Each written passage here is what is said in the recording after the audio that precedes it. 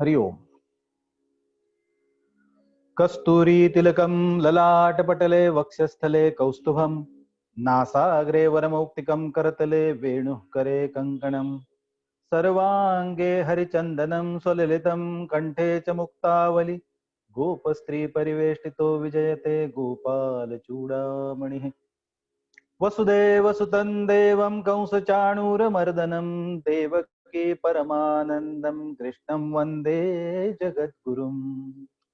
कृष्णाय वासुदेवाय हरये परमात्मने प्रणतक्लेशनाशाय गोविन्दाय नमो नमः। कृष्णाय वासुदेवाय देवकीनन्दनाय च नन्दगोपकुमाराय गोविन्दाय नमो नमः। श्रूयतां देवदेवेश नारायण जगत्पते त्वदीयेनावधानेन कथयिष्ये शुभाः कथाः। तत्रैव गंगा यमुना त्रिवेणी गोदावरी सिन्धुः सरस्वती च सर्वाणि तीर्थानि वसन्ति तत्र यत्राच्युतोदार कथा प्रसंगः। वक्रतुंड महाकाय सूर्यकोटि समप्रभ निर्विघ्नं कुरु मे देव शुभकार्येषु सर्वदा। सरस्वती नमस्तुभ्यं वरदे कामरूपिणि विद्यारंभं करिष्यामि सिद्धिर्भवतु मे सदा। गुरुर्ब्रह्मा गुरुर्विष्णु गुरुर्देवो महेश्वरः गुरुः साक्षात् परब्रह्म तस्मै श्री गुरवे नमः।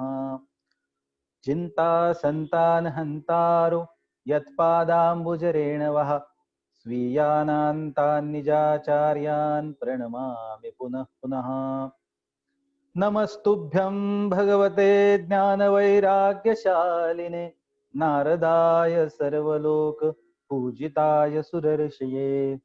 नमस्ते भगवान् व्यास वेदशास्त्रार्थकोविद ब्रह्म विष्णु महेशानां मूर्ते सत्यवती सुत।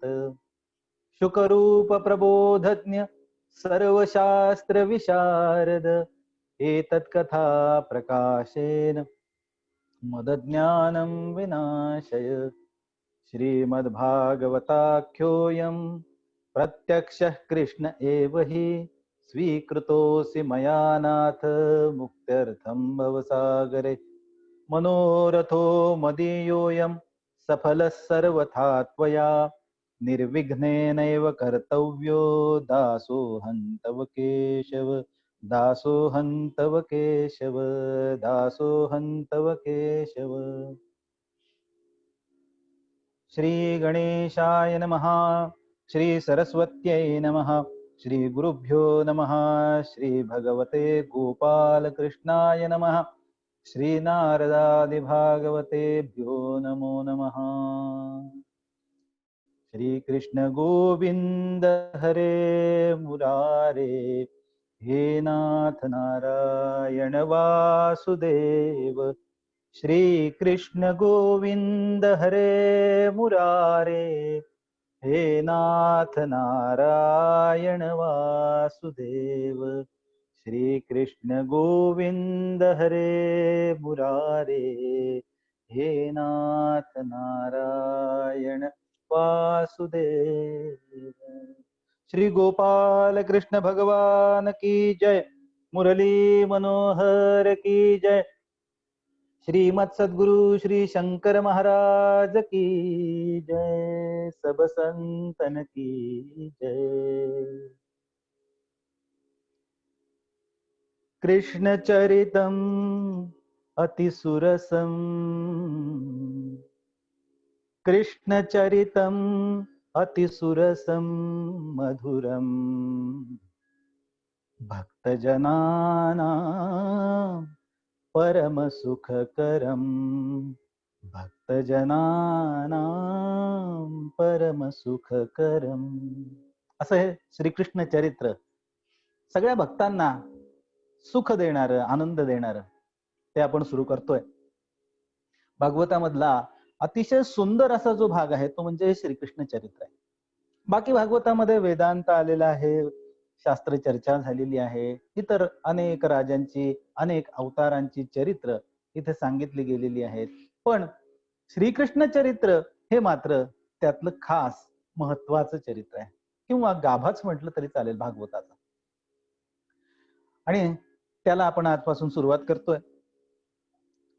थोडक्यातच आवरावं लागतं. शेवटी असं आहे की खूप मोठं जरी चरित्र असेल तरी आपल्या हातामध्ये वेळ थोडा असतो नेहमी, आणि त्यामुळे तेवढ्या वेळामध्ये जेवढं गुणगान या कृष्ण चरित्राचं करता येईल तेवढं आपण करूया.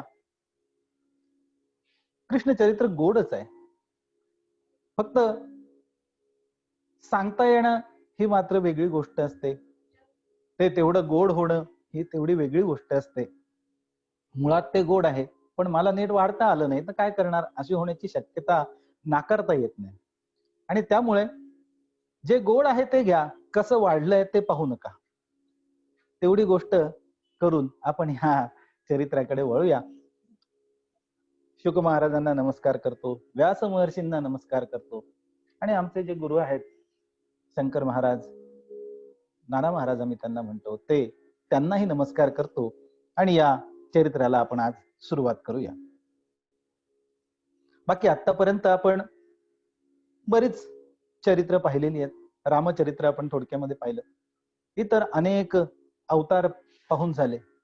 पण या सर्व अवतारांमध्ये जो पूर्ण अवतार म्हटला गेलेला आहे तो कृष्ण चरित्राचा भाग, तो कृष्ण अवतार म्हटला गेला. अवतार म्हणजे काय त्याबाबत आपण पाहिलेलं आहे. जन्माला येणं म्हणजे काय त्याबाबतही आपण पाहिलेलं आहे. जन्माला येणं आणि अवतार याच्यामध्ये असलेला फरक तोही आपण पाहिलाय. पण एवढ्या वेळामध्ये कदाचित तो भाग डोक्यातनं थोडाफार गेला असेल, तर थोडी आठवण करून देऊया आणि मग या चरित्राला आपण सुरुवात करूया. तुकाराम महाराजांचा अभंग आहे कृष्ण चरित्रावर, कृष्ण जन्माच्या बद्दल लिहिलेला. आणि ते छान गोष्ट म्हणतात बघा. ते म्हणतात की कृष्ण गोकुळी जन्मला, कृष्ण गोकुळी जन्मला, दुष्टा चळकाप सुटला. आता याच्यामध्ये कृष्णाबद्दल म्हणताना ते म्हटलेलं आहे की हा अवतार झाला असं नाही म्हटलं, तर त्यांनी म्हटलं की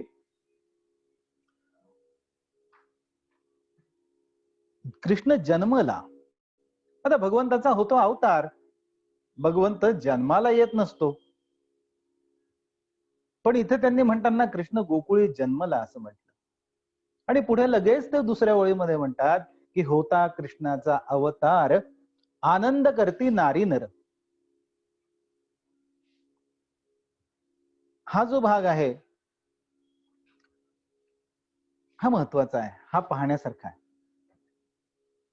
आपण मागे अवताराबद्दल पाहिलं. या अवतारामध्ये अशी गोष्ट आहे, या अवतार घेणं याला अवतृ या गोष्टीपासून हा झालेला. अव म्हणजे खाली येणे, तृ म्हणजे येणे.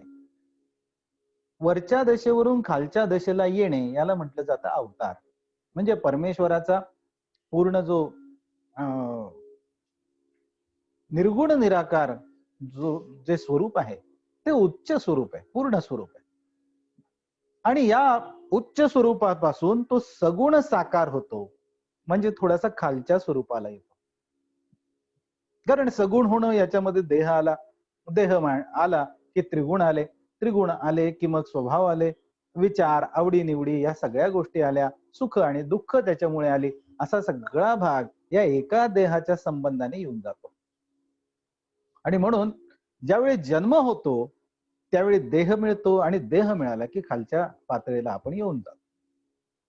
पण अवतार ही पातळी आपल्याला मिळतो त्या जन्मासारखी नसून ती वेगळी गोष्ट आहे.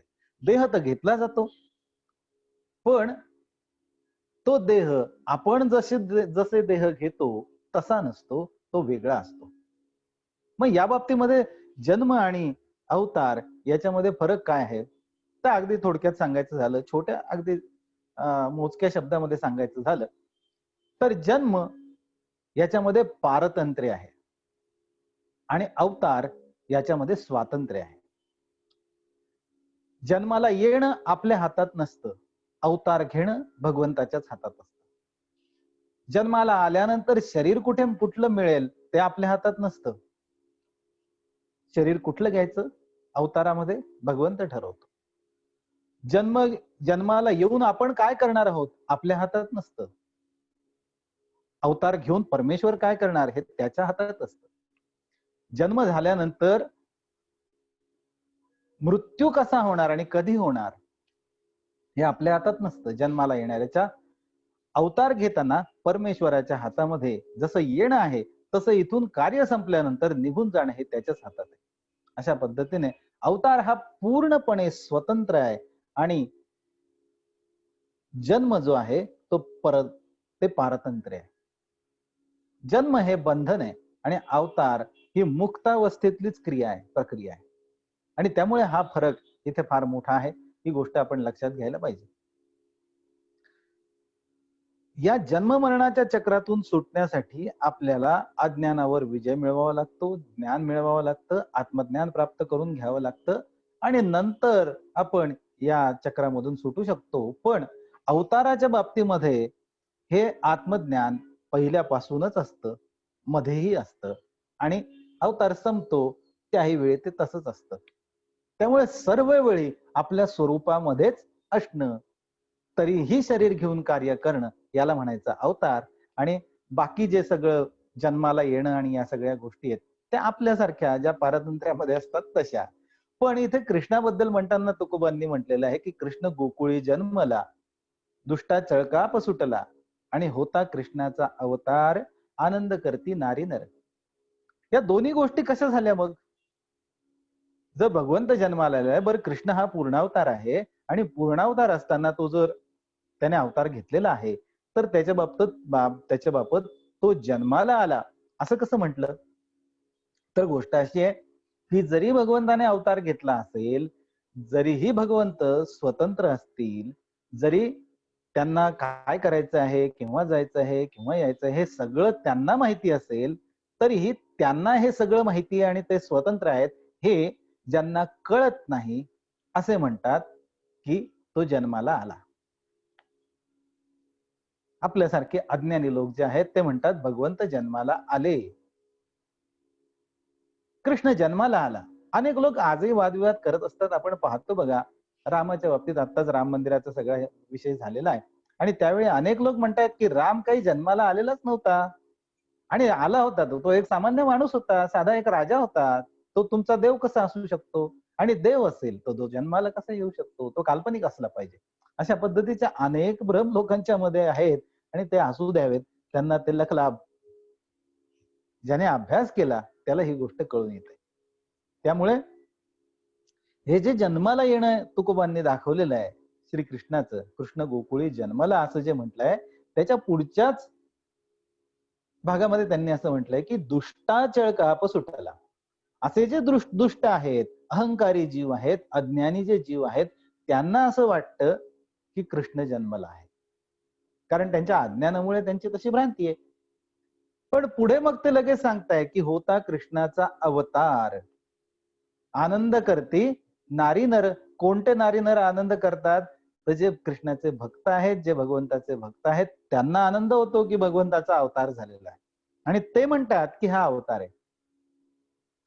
कारण भक्तांना ही गोष्ट समजू शकते की अवतार कसा आहे आणि त्यामुळे इथे तुकोबांनी दोघांच्याही बाजूने ही गोष्ट समजून सांगितलेली आहे. असो, अशा पद्धतीने हा सगळा जो कृष्ण अवताराचा भाग आहे, कृष्ण चरित्राचा भाग आहे तो आपण पाहणार आहोत. याच्यामधला जो काय तात्विक भाग आहे तो आपण आत्ताच पाहून झालेला आहे. त्यामुळे आता याच्या पुढे तिथे जे काय तेवढं येईल तत्व तेवढंच भाग आपण पाहायचं आणि या कथेचा आनंद मात्र घ्यायचा आहे, तेवढं आपण करणार आहोत. असो, या पद्धतीने आपण कृष्णचरित्राला सुरुवात करू. कृष्णचरितम अति सुरसम मधुरम. हे कृष्णचरित कसं आहे तर अतिशय सुरस आहे, मधुर आहे आणि भक्तजनांना परम सुखकरम असं आहे. भक्तांना अतिशय परम असं सुख देणार आहे. परम म्हणजे अतिशय सुख देणार आहे. आणि म्हणून अशा या चरित्राची सुरुवात कुठून झाली आहे तर 10व्या स्कंदामध्ये सुरुवातीला परीक्षित राजा प्रश्न विचारतो. आता परीक्षिताला कृष्णाबद्दल विचारण्याची इच्छा झालेलीच आहे, कारण आधी सगळं यदुवंश आहे, इतर सगळे वंश सांगून झाले. इतर वंशांमधल्या थोर थोर राजांची, पुरुषांची चरित्र सांगून झाली. आता कृष्ण चरित्र राहिलेलं होतं आणि मग त्याच्याकडे म्हणून तो प्रश्न विचारतोय. परीक्षित म्हणतो, या सगळ्या वंश चरित्रामध्ये सांगताना त्यांनी असं सांगितलं होतं की बलराम रोहिणीचे पुत्र होते. त्याच्यामध्ये सांगितलं की बलराम कोणाचा पुत्र? रोहिणीचा पुत्र. आणि नंतर पुन्हा सांगताना सांगितलं की देवकीच्या पुत्रांमध्ये पण बलराम होते. एका मुलाच्या दोन आई ही शक्य गोष्ट आहे, पण एका आईचे दोन आईंचे मिळून एकच मूल असं कसं होईल? आहे की नाही? हा भाग आहे. आणि हा प्रश्न परीक्षिताला पडलाय. तो म्हणतो असं कसं झालं? एक तर रोहिणीचा पुत्र असेल किंवा देवकीचा पुत्र असेल, तुम्ही दोन्ही सांगितलं, हे असं कसं काय झालं? दुसरं शरीर धारण केल्याशिवाय दोन मातांचा पुत्र होणं कसं शक्य आहे? असा प्रश्न त्याच्या मनामध्ये होता आणि तो त्यांनी शुकाचार्यांना विचारलेला आहे. त्याच्यानंतर मग अजून प्रश्न विचारले आणि या प्रश्नातनं पुढेची ही कथा सगळी उलगडत गेलेली आहे. नेहमी आपल्याला एखादी गोष्ट जाणून घ्यायची असेल तर त्या गोष्टीबद्दलचा प्रश्न विचारला जावा लागतो आणि हा प्रश्न विचारला की मग कथा सांगितली जाते. असा सगळा कथेचा नेमका भाग आहे आणि त्यावेळी ती उलगडली पण जाते, त्यावेळी ती सुंदर होतेही. नुसतं आपल्याला वाटेल ते आपण सांगायला लागलो की ते तेवढं सुरस होईलच असं नाही सांगता येत, कारण समोरच्याला ते जाणून घेण्याची इच्छा आहे का हा भाग असतो. त्याला नेमकं काय जाणून घ्यायचंय हे समजलेलं असेल तर वक्ता त्याप्रमाणे बोलू शकत असतो, असा सगळा भाग असतो. आणि त्यामुळेच इथे अशा पद्धतीने प्रश्न येत आहेत आणि मग त्याची उत्तरं सांगितली जात आहेत. हा प्रश्नोत्तरांच्या पद्धतीने सांगितलेली ही सगळी कथा आहे आणि म्हणून ही सुंदर आहे. पुढे तो प्रश्न विचारतायत की भगवान श्रीकृष्ण पित्याच्या घरातून व्रजभूमीकडे का गेले आणि भक्तवत्सल असे जे प्रभू आहे ते नातलगांसह कुठे कुठे त्यांनी निवास केला. केशवांनी गोकुळामध्ये आणि मथुरेमध्ये राहून कोणकोणत्या लीला केल्या आणि त्यांनी कंस हा मामा असल्यामुळे त्याला मारणं योग्य नसूनही का मारलं. मनुष्य देह धारण करून द्वारकापुरीमध्ये यादवांसह त्यांनी किती वर्ष निवास केला आणि त्यांना किती पत्न्या होत्या. अशा पद्धतीने या सगळ्या गोष्टी त्यांनी विचारल्या आणि ते म्हणाले श्रीकृष्णावर नितांत श्रद्धा माझी आहे आणि म्हणून त्यांच्या या आणि इतर सर्व कथा विस्ताराने तुम्ही सांगा. शुकमुनींसारखे सांगणारे आणि परीक्षितासारखा ऐकणारा हा दुग्ध शर्करा योग होता आणि त्यामुळे परीक्षितही प्रश्न विचारत होता आणि शुकमुनीही सांगायला कंटाळत नव्हते. आणि मग शुकमुनींनी या कृष्ण चरित्राबद्दल सांगायला जी सुरुवात केली त्याच्यामध्ये पहिल्यांदा तर त्यांनी परीक्षिताचं कौतुकच केलं. ते म्हणाले, अरे तुला ही कृष्णाची कथा ऐकायला आवडतीये, तू ऐकावी असं म्हणतोय, याबद्दल तुझं कौतुक. कारण ही कथा ऐकणं म्हणजे त्यांच्याबद्दल प्रेम असल्याशिवाय शक्य नाही आणि म्हणून तुलाही ऐकायला आवडते याचा अर्थ तुझ्या मनामध्ये त्यांच्याबद्दल खूप प्रेम आहे आणि ज्यावेळी तू ही कथा ऐकशील त्यावेळी ते अधिक वृद्धिंगत होत जाईल. पुढे ते महत्वाची गोष्ट म्हणतायत त्याला. ते म्हणतात की वासुदेव कथा प्रश्न पुरुषां स्त्रीन पुनातिही वक्तारम पृच्छकम श्रोतृ तत्पाद सलिलम यथा. म्हणजे हे जे श्रीकृष्णाच्या कथेसंबंधीचा जो प्रश्न तू विचारलायस ना, हा जो प्रश्न आहे हा प्रश्नकर्ता आणि श्रोता आणि वक्ता या सगळ्यांसाठी तिघांसाठी उत्तम आहे आणि हा प्रश्नच आणि त्यातनं येणारं उत्तर हे सगळ्यांना गंगा जलाप्रमाणे पवित्र करून टाकतं, अशी ही कृष्ण कथा आहे. आणि त्यामुळे तू जो प्रश्न विचारलाय तो अतिशय सुंदर आहे. आणि त्यांनी मग पुढे सांगायला सुरुवात केली की काय कारण झालं म्हणून कृष्णाला अवतार घ्यावा लागला, परमेश्वराला अवतार घ्यावा लागला. तर ते म्हणाले की त्यावेळी लाखो जे दैत्य होते ते गर्विष्ठ राजांचे रूप धारण करून या पृथ्वी तलावर आलेले होते आणि या पृथ्वीला भारभूत झाले होते. या राजांपासून रक्षण व्हावं म्हणून ही पृथ्वी ब्रह्मदेवांना शरण गेली. ब्रह्मदेवांकडे जाऊन तिने आपली सगळी कथा सांगितली. तिला कसे हे सगळे पिडतायत, कसे त्रास देतायत, या गोष्टी तिने सांगितल्या ब्रह्मदेवांना. तिला रडू येत होतं, डोळ्यातनं आसवं गळत होती, अतिशय खिन्न होती, हंबरडा पडत होती. आणि मग ब्रह्मदेव म्हणाले की याचं उत्तर तर मी आता तुला, हे सगळा भार केव्हा मोकळा होईल ते मी सांगू नाही शकत, पण आपण असं करूया, तू माझ्याबरोबर चल, आपण भगवान विष्णूंकडे जाऊ. आणि म्हणून ते आणि शंकर आणि इतर देव सुद्धा या आणि गाय, ही पृथ्वीरूपी गाय, हे सगळे श्रीहरींकडे गेले, क्षीरसागराच्या किनारी गेले. आणि तिथे मग परमेश्वराची स्तुती वगैरे सगळी केली. आणि पृथ्वीचं हे जे गारण आहे ते सगळं भगवंतांना सांगितलं. त्यावेळी त्यांनी सांगितलं की पृथ्वीच्या या कष्टांची आधी पण तुम्ही कष्टांचं निवारण केलेलं आहे, आणि त्यामुळे याची कल्पना तुम्हाला आहे, तर या पृथ्वीच्या कष्टांचं निरूपण तुम्ही करा. भगवंताला याची कल्पना आधीच होती. आणि मग त्यांनी सांगितलं की पृथ्वीवरचा भार हलका होईपर्यंत ब्रह्मदेव म्हणाले की तुम्ही यदुवंशामध्ये अंशरूपाने जन्म घेऊन राहा. आणि भगवंतांनी पण ही गोष्ट मान्य केली. ते म्हणाले तुम्ही आता पृथ्वीची नीट समजूत घाला, आणि योग्य वेळी मी पृथ्वीवर जन्म घेईन, हा अवतार धारण करीन, आणि पृथ्वीवरचा जो हा दुष्टांचा जो भार आहे तो हलका करीन. याप्रमाणे सांगितल्यानंतर मग ही जी पृथ्वी आहे तिला घेऊन ब्रह्मदेव परत गेले. तिचं सांत्वन केलं. म्हणाले आता देव तुझ्यासाठी अवतार घेणार आहेत, आता काळजी करू नको, आता हा अवतार होईल त्यावेळी त्या लीला बघ, आणि सगळे जे दुष्ट आहेत ते मारले जातील, आणि तुझ्यावरचा हा जो भार आहे तो नाहीसा होईल.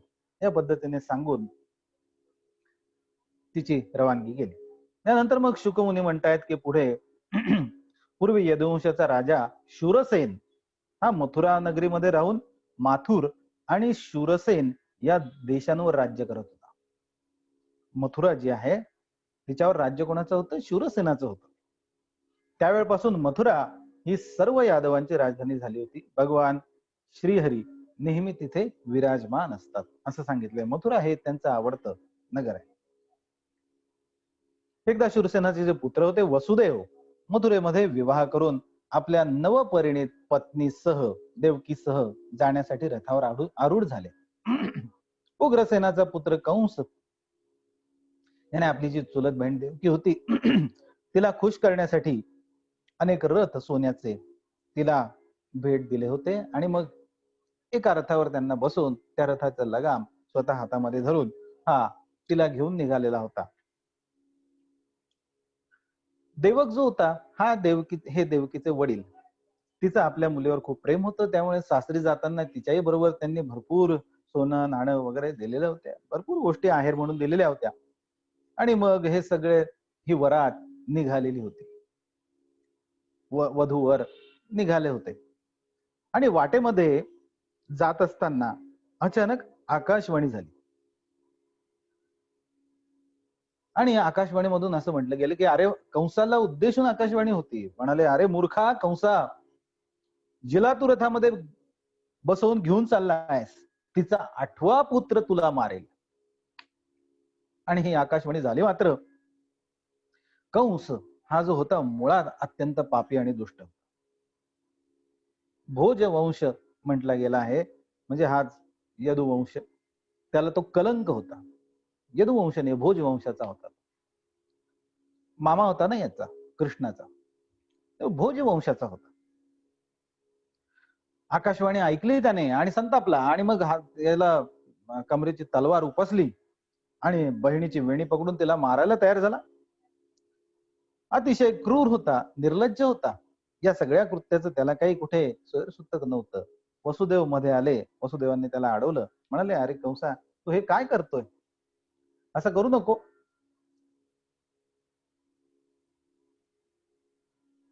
बरंच ज्ञान देण्याचा प्रयत्न केला, पण हा जो कंस आहे तो काय ऐकायला तयार नव्हता. कंसाचा हट्ट पाहून शेवटी वसुदेवांनी विचार केला की कोणत्याही प्रकारे हा ऐकणार नाही, तर म्हणाला, म्हणजे वसुदेव स्वतःशीच म्हणाले की जोपर्यंत आपल्याला शक्य आहे तोपर्यंत आपण मृत्यूपासून स्वतःचं रक्षण केलं पाहिजे, त्यासाठी काय करता येईल ते केलं पाहिजे.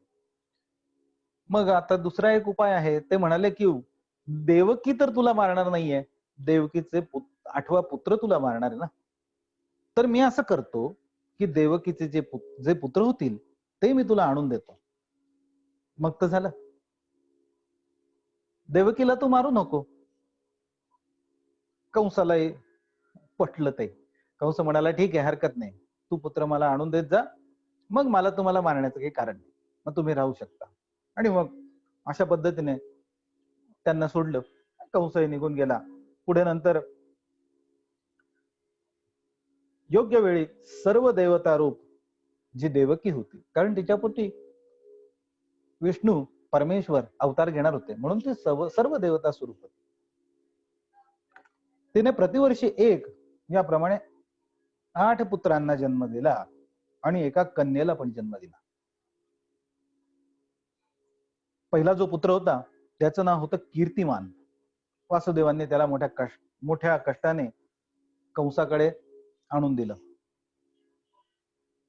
कारण हा जो वासुदेव होता तो असत्याला भीत होता, सत्यनिष्ठ होता, आणि त्यामुळे सत्याने वागावं, त्याची गोष्ट मी सांगितलं, मी एकदा वचन दिलंय ना, मग दिलंय याचा अर्थ दिलाय, मग त्याप्रमाणे वागणार. मला कितीही त्रास झाला, मला दुःख झालं तरीही चालेल, पण माझ्या वचनाचं मी पालन नक्की करणार. या पद्धतीने वसुदेवाने आपला पहिला मुलगा जो होता, खरं तर पहिलं मूल याच्यावर खूप प्रेम असतं आई वडिलांचं, कारण आजपर्यंत न कुठला घेतलेला अनुभव त्यांनी पहिल्यांदा एका जीवाला निर्माण करून घेतलेला असतो, आणि त्यामुळे मुलावरचं त्यावेळेचं जे प्रेम आहे ते अप्रतिम असतं, वेगळं असतं. पण कष्टाने हा मुलगा कंसाकडे नेला. कंस जो होता तो पण त्यावेळी खुश झाला, म्हणाला, सत्य बोलून सत्य वागून या वसुदेवाने आपल्याला मुलगा आणून दिलाय. पहिला थोडी मारणार आहे, आकाशवाणीमध्ये सांगितलं होतं की 8वा मुलगा मारेल. त्याप्रमाणे म्हणाला की हे जे मूल आहे तो तू परत घेऊन जा. वसुदेव निघाला खरा, पण वसुदेवाला काही कंसावर भरोसा नव्हता. तो म्हणाला, कधी याचं डोकं फिरेल आणि हा कधी काय करेल काही सांगता येत नाही. घेऊन तर गेला परत. इकडे देवर्षी नारद कंसाकडे आले आणि कंसाला म्हणाले, आता आपण नेहमी जी गोष्ट ऐकतो तशी गोष्ट इथे सांगितलेली आहे, इथे जे सांगितलंय ते मी तुम्हाला सांगणार, आणि आपण नेहमी जे ऐकतो ते काय आहे ते आपण पाहूया. ते गमतीशीर आहे, थोडस बुद्धिभ्रंश त्याच्यामध्ये दाखवलेला आहे, पण इथे तसा काही भाग नाहीये. इथे सांगताना असं म्हटलंय की नारद म्हणाले, अरे कंसा, गोकुळामध्ये राहणारे नंद आणि इतर सगळे गोप, त्यांच्या पत्न्या, वसुदेव असे जे वृष्णीवंशी यादव आहेत, आणि देवकी यदुवंशात, आणि देवकी, रोहिणी वगैरे ज्या यदुवंशातल्या स्त्रिया आहेत, आणि नंद वसुदेव या दोघांचे हे नातलग हे सर्व देव आहेत. हे तुला माहित नसलं तर मी सांगतो, हे सगळे जे आले आहेत हे सगळे देव जन्माला आलेले आहेत. आणि त्यांनी असं सांगितलं की दैत्यांच्यामुळे पृथ्वीवरचा भार वाढला आहे, म्हणून देव आता त्यांच्या वधाची तयारी करतायत. एवढं नारदांनी कंसाला सांगितलं, आणि नारद मुनी तिथून नारायण नारायण करत आपल्या पुढच्या प्रवासाला निघून गेले. आणि मग हेच ऐकल्यानंतर याच्या मनामध्ये पूर्वीपासूनच या यदुवंशाबद्दल एक राग होता, आणि त्याने असं ठरवलं, त्यावेळी निश्चय केला की हे यादव देव आहेत आणि देवकीच्या गर्भापासून विष्णूच मला मारण्यासाठी जन्म घेणार आहे, तर मग आता आपण या वसुदेव आणि देवकीला बेड्या घालून कैदेमध्ये टाकूया. आणि त्यामुळे त्याने त्यांना कैदेत टाकलं, आणि जे जे पुत्र होतील त्यांना आपण विष्णू समजूनच मारून टाकूया, कारण हे देवच असणार आहे तिच्या पोटी जन्माला येणार म्हटल्यानंतर, त्यामुळे यांना आपण आता मारायचं, याच्यापैकी कोणालाही सोडायचं. त्याच्याबद्दल मग सांगताना ते म्हणतायत, शुकमुनी म्हणतायत की मातरम पितरम भ्रातृन सर्वांच सुहृदस्तथा घंती तृपोलुब्धा राजान प्रायशोभुरी. पृथ्वीवर बहुधा स्वतःच पोषण करणारे लोभी राजे सर्वथा माता पिता बंधू आणि इष्टमित्र यांचीही हत्या करतात. कारण हा जो आहे कंस, हा आता अशा पद्धतीने वागत होता. कंसाला त्याच्या पूर्वजन्माची कल्पना होती. पूर्वजन्मामध्ये हा कालनेमी नावाचा असुर होता आणि विष्णूने आपल्याला मारलेलं आहे हे त्याला आठवत होतं. आणि त्याच्यामुळे विष्णू जर यादव कुळामध्ये जन्माला येणार असतील तर आपण म्हणून त्याने यादव कुळाशीच वैर मांडलेलं होतं.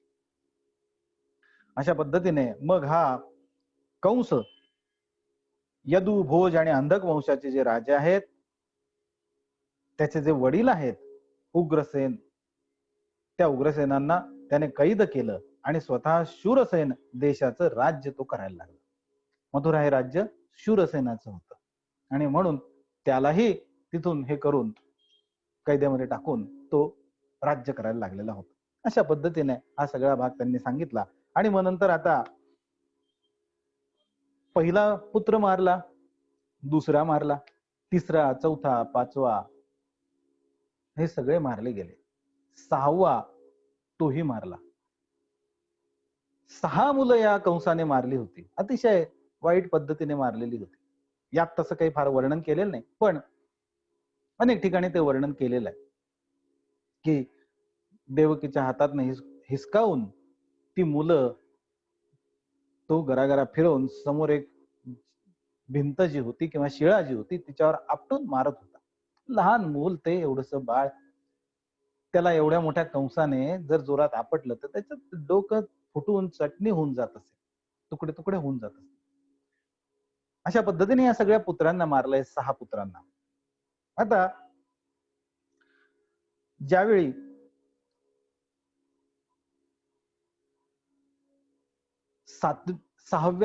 सातव्याची वेळ आली, 7व्या पुत्राची, त्यावेळी मात्र मग विष्णूंनी सांगितलं, योगमायेला त्यांनी बोलवलं. योगमायेला सांगितलं की हा जो 7वा गर्भ आता असणार आहे तो आहे शेषाचा.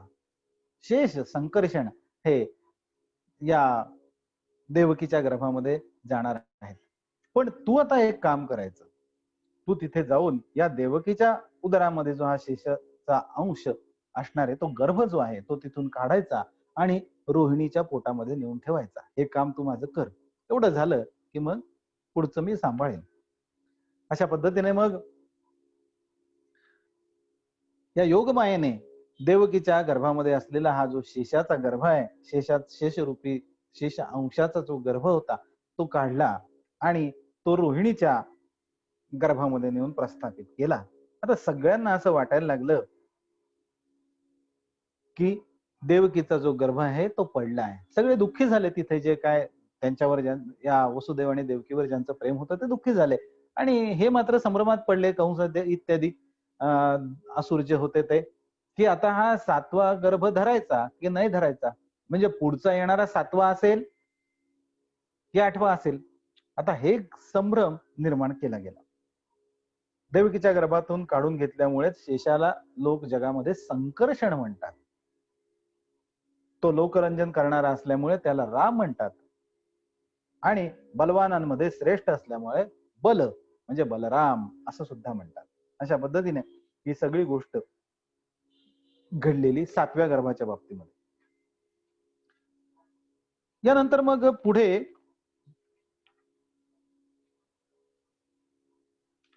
8व्या गर्भाची वेळ आली आणि श्रीकृष्णाचा अवतार, परमेश्वराचा अवतार होणार होता, ती वेळ आली आणि गंमत अशी झाली होती की परमेश्वर जन्माला येणार म्हटल्यानंतर सगळ्या ठिकाणी त्या परमेश्वराची या स्वागताची तयारी सुरू झालेली. देव आधीच गोकुळामध्ये जाऊन जन्माला आले होते, मथुरेमध्ये जन्माला आलेले होते. अनेक ऋषीमुनी तिथं होते. काही लोक, काही झाडं झाले होते, काही इतर तिथले जे काय तिथल्या ज्या काही दगड बाकी जमीन वगैरे सगळं असेल, काही पशु झाले, काही पक्षी झाले, काही गायी झाले, ज्याला जे जे जमेल ते ते होत होते आणि कृष्ण आपल्या आसपास राहील आणि त्याला आपल्याला पाहता येईल, त्याच्याबरोबर त्याची सेवा करता येईल, हा सगळा भाग मनामध्ये ठेवून हे सगळे त्या ठिकाणी जन्माला आलेले. खर तर कंस जो आहे तो अतिशय क्रूर होता, देवकीला मारू शकत होता, पण तो त्याच्यापासून परावृत्त झालेला होता आणि भगवंताबद्दल त्याच्या मनामध्ये दृढ असा वैरभाव होता. तो इतका दृढ होता की आता त्याला मारण्यासाठी म्हणून, देवाला मारण्यासाठी म्हणून हा त्याच्या जन्माची वाट पाहायला लागलेला होता, की कधी एकदा जन्मतो हा, कारण आता सहन होत नाहीये मला. आणि म्हणून तो जन्माची त्याची वाट पाहायला लागला. तो उठता बसता खाता पिता जागेपणी झोपेत चालता फिरता नेहमी कृष्णाचा विचार करायला लागलेला होता. आणि त्यामुळे त्याची अवस्था अशी झाली होती की त्याला सगळं जग जे आहे ते कृष्णमय दिसायला लागलं होतं. बघा, एखाद्या भक्ताची जशी अवस्था आहे तशी कृष्णाची अवस्था आहे, हा कंसाची अवस्था आहे. त्याला सगळीकडे कृष्णच दिसायला लागलेला होता. चुकून कंसाला कृष्ण मी म्हटलंय, पण चुकून जरी म्हटलं असेल तरी ते बरोबरच आहे बरं. कारण ही पण गोष्ट तेवढीच खरी आहे की कंस म्हणून जो जन्माला येतो तो सुद्धा परमेश्वरच असतो. या जगामध्ये जे जे कोणी भूत म्हणून जन्माला येत आहेत, जे जे जीव म्हणून जन्माला येत आहेत, जंतू म्हणून जन्माला येत आहेत, हे सगळे प्रत्यक्षामध्ये परमेश्वर स्वरूपच आहेत. आणि परमेश्वर हे सगळं जे काय सोंग आहे इतकं उत्तम वठवतो की विचारतच होईल. हा नट आहे आणि त्यामुळे हा अतिशय उत्तम प्रकारे हा अभिनय अभिनय करतो. ज्यावेळी त्या अभिनयामध्ये तो असतो, ज्यावेळी त्या व्यक्तिरेखेमध्ये तो असतो ना, ज्यावेळी तो कंस होतो त्यावेळी तो इतकं शत्रुत्व ठेवतो की त्याच्यासारखा तोच. असा प्रत्येक ठिकाणी वागणारा हा कृष्णच असतो. म्हणून चुकून जरी बोललं असेल तरी ते फार चुकीचं नाही, ते बरोबर आहे. तात्विक दृष्ट्या ते बरोबर असतं. असो, अशा पद्धतीने हा सारखा त्याचा विचार करायला लागलेला होता. आणि आता देव जन्माला येणार म्हणून मग भगवान शंकर, ब्रह्मदेव, सर्व देवता, नारद आदी ऋषी तिथे आले आणि श्रीहरींची स्तुती करायला लागलेले होते. फार सुंदर स्तुती ही, किती छान केलेली आहे. वेळ आपल्याला नेहमी कमीच असतो त्यामुळे मला सांगता येणार नाही, पण त्याच्यामधले 2 श्लोक जे आहेत तेवढे मात्र मी सांगणार आहे आणि मग पुढचा भाग जो आहे तो आपण सोडून देऊया. पहिलं श्लोक जो आहे तो बघा किती छान आहे. ते म्हणतायत, भगवंताला स्तुती करताना म्हणतायत की सत्यव्रतम सत्य परम त्रिसत्यम सत्यस्य योनिम निहितम च सत्ये सत्यस्य सत्यामृत सत्य नेत्रम सत्यात्मकम त्वाम शरणम प्रपन्नाः. भगवंताचं जे सत्स्वरूप आहे ते कसं आहे ते सांगतायत की आपण सत्य संकल्प आहात. भगवंताला म्हणतात की तुम्ही सत्संकल्प आहात. सत्य हेच आपल्या प्राप्तीचं श्रेष्ठ साधन आहे. सृष्टीच्या पूर्वी, प्रलयानंतर आणि सृष्टी असताना या तिन्ही वेळी आपणच सत्य असतात. बाकी कोण आहे सत्य? या तिन्ही वेळामध्ये तेच सत्य आहे. आणि म्हणून असत्य सृष्टी सुद्धा आपल्याला सत्य भासत राहते बरं. ही गंमत आहे. खरं तर हे सगळं सत्य नाही. पाण्यावर, समुद्रावर ज्या लाटा येतात त्या आपल्याला सत्य भासतात, पण प्रत्यक्षामध्ये त्या पाणी स्वरूपच असतात. पण आपण वेगळं त्यांना लाटा असं म्हणून संबोधतो. त्या लाटा आहेत असं आपण म्हणतो, त्यांना पाणी असं म्हणत नाही. हाच भाग असतो. पण या लाटा होतात कशामुळे? तर सत्यरूप पाणी त्याच्या ठिकाणी असल्यामुळेच होतात. तसं या जगामध्ये आहे बरं. पृथ्वी, जल, तेज, वायू आणि आकाश या 5 भासमान सत्यांचे आपण कारण आहात. अंतर्यामी रूपाने त्यांच्यामध्ये विराजमान सुद्धा आहात. आपण या दृश्यमान जगाचे आधार आहात. आपणच मधुरवाणी आणि समदृष्टीचे प्रवर्तक आहात. भगवान, आपण केवळ सत्यरूपच आहात. आम्ही सगळेजण आपल्याला शरण आलेलो आहे. सत, चित, आनंद स्वरूपातल्या सत्याबद्दल इथे किती छान स्तुती करताना सांगितलंय. याच्यातनं आपल्याला एक एक गोष्ट उलगडत जाते. या स्तुती ज्या असतात या खरं खूप सुंदर असतात. दुसऱ्या श्लोकामध्ये ते म्हणताय, श्लोक काय आता मी तुम्हाला वाचून दाखवत नाही, पण त्याच्यामध्ये काय म्हटलंय तेवढं मात्र सांगतो. हा जो संसार आहे हा एक सनातन वृक्ष असं ते म्हणतात. देव सगळे म्हणतात. एक प्रकृती ही या वृक्षाचा आधार आहे. हा वृक्ष खरं कोणाच्या आधाराने खरं उभा आहे? संसार रूपी वृक्ष हा प्रकृतीच्या आधाराने उभा आहे. सुख आणि दुःख अशी दोन फळं याला आहेत. एवढी दोनच फळं येतात बरं.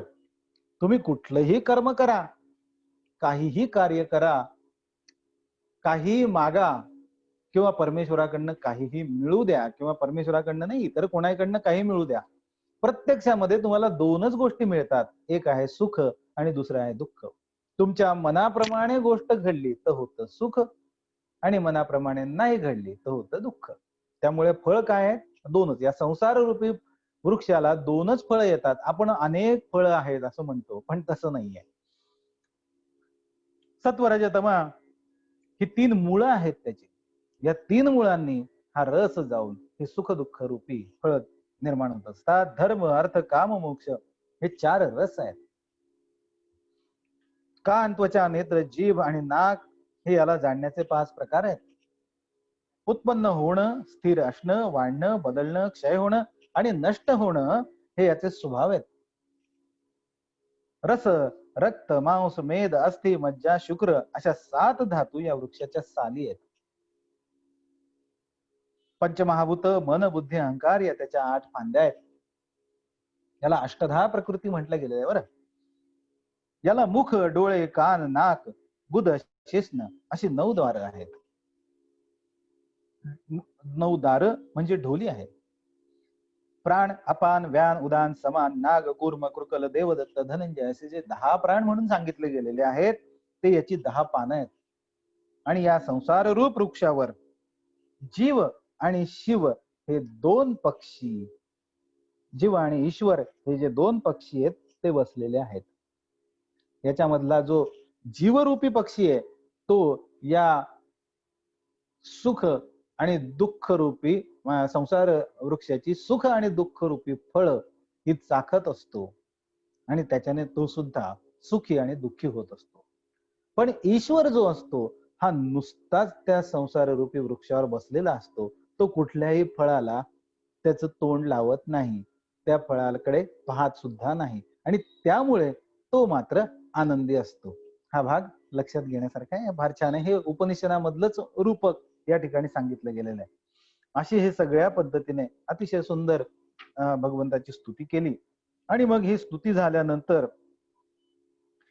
श्रीकृष्णांचा प्रादुर्भाव होण्याची वेळ आली. श्रीकृष्णांचा अवतार घेण्याची वेळ जवळ आली. जेव्हा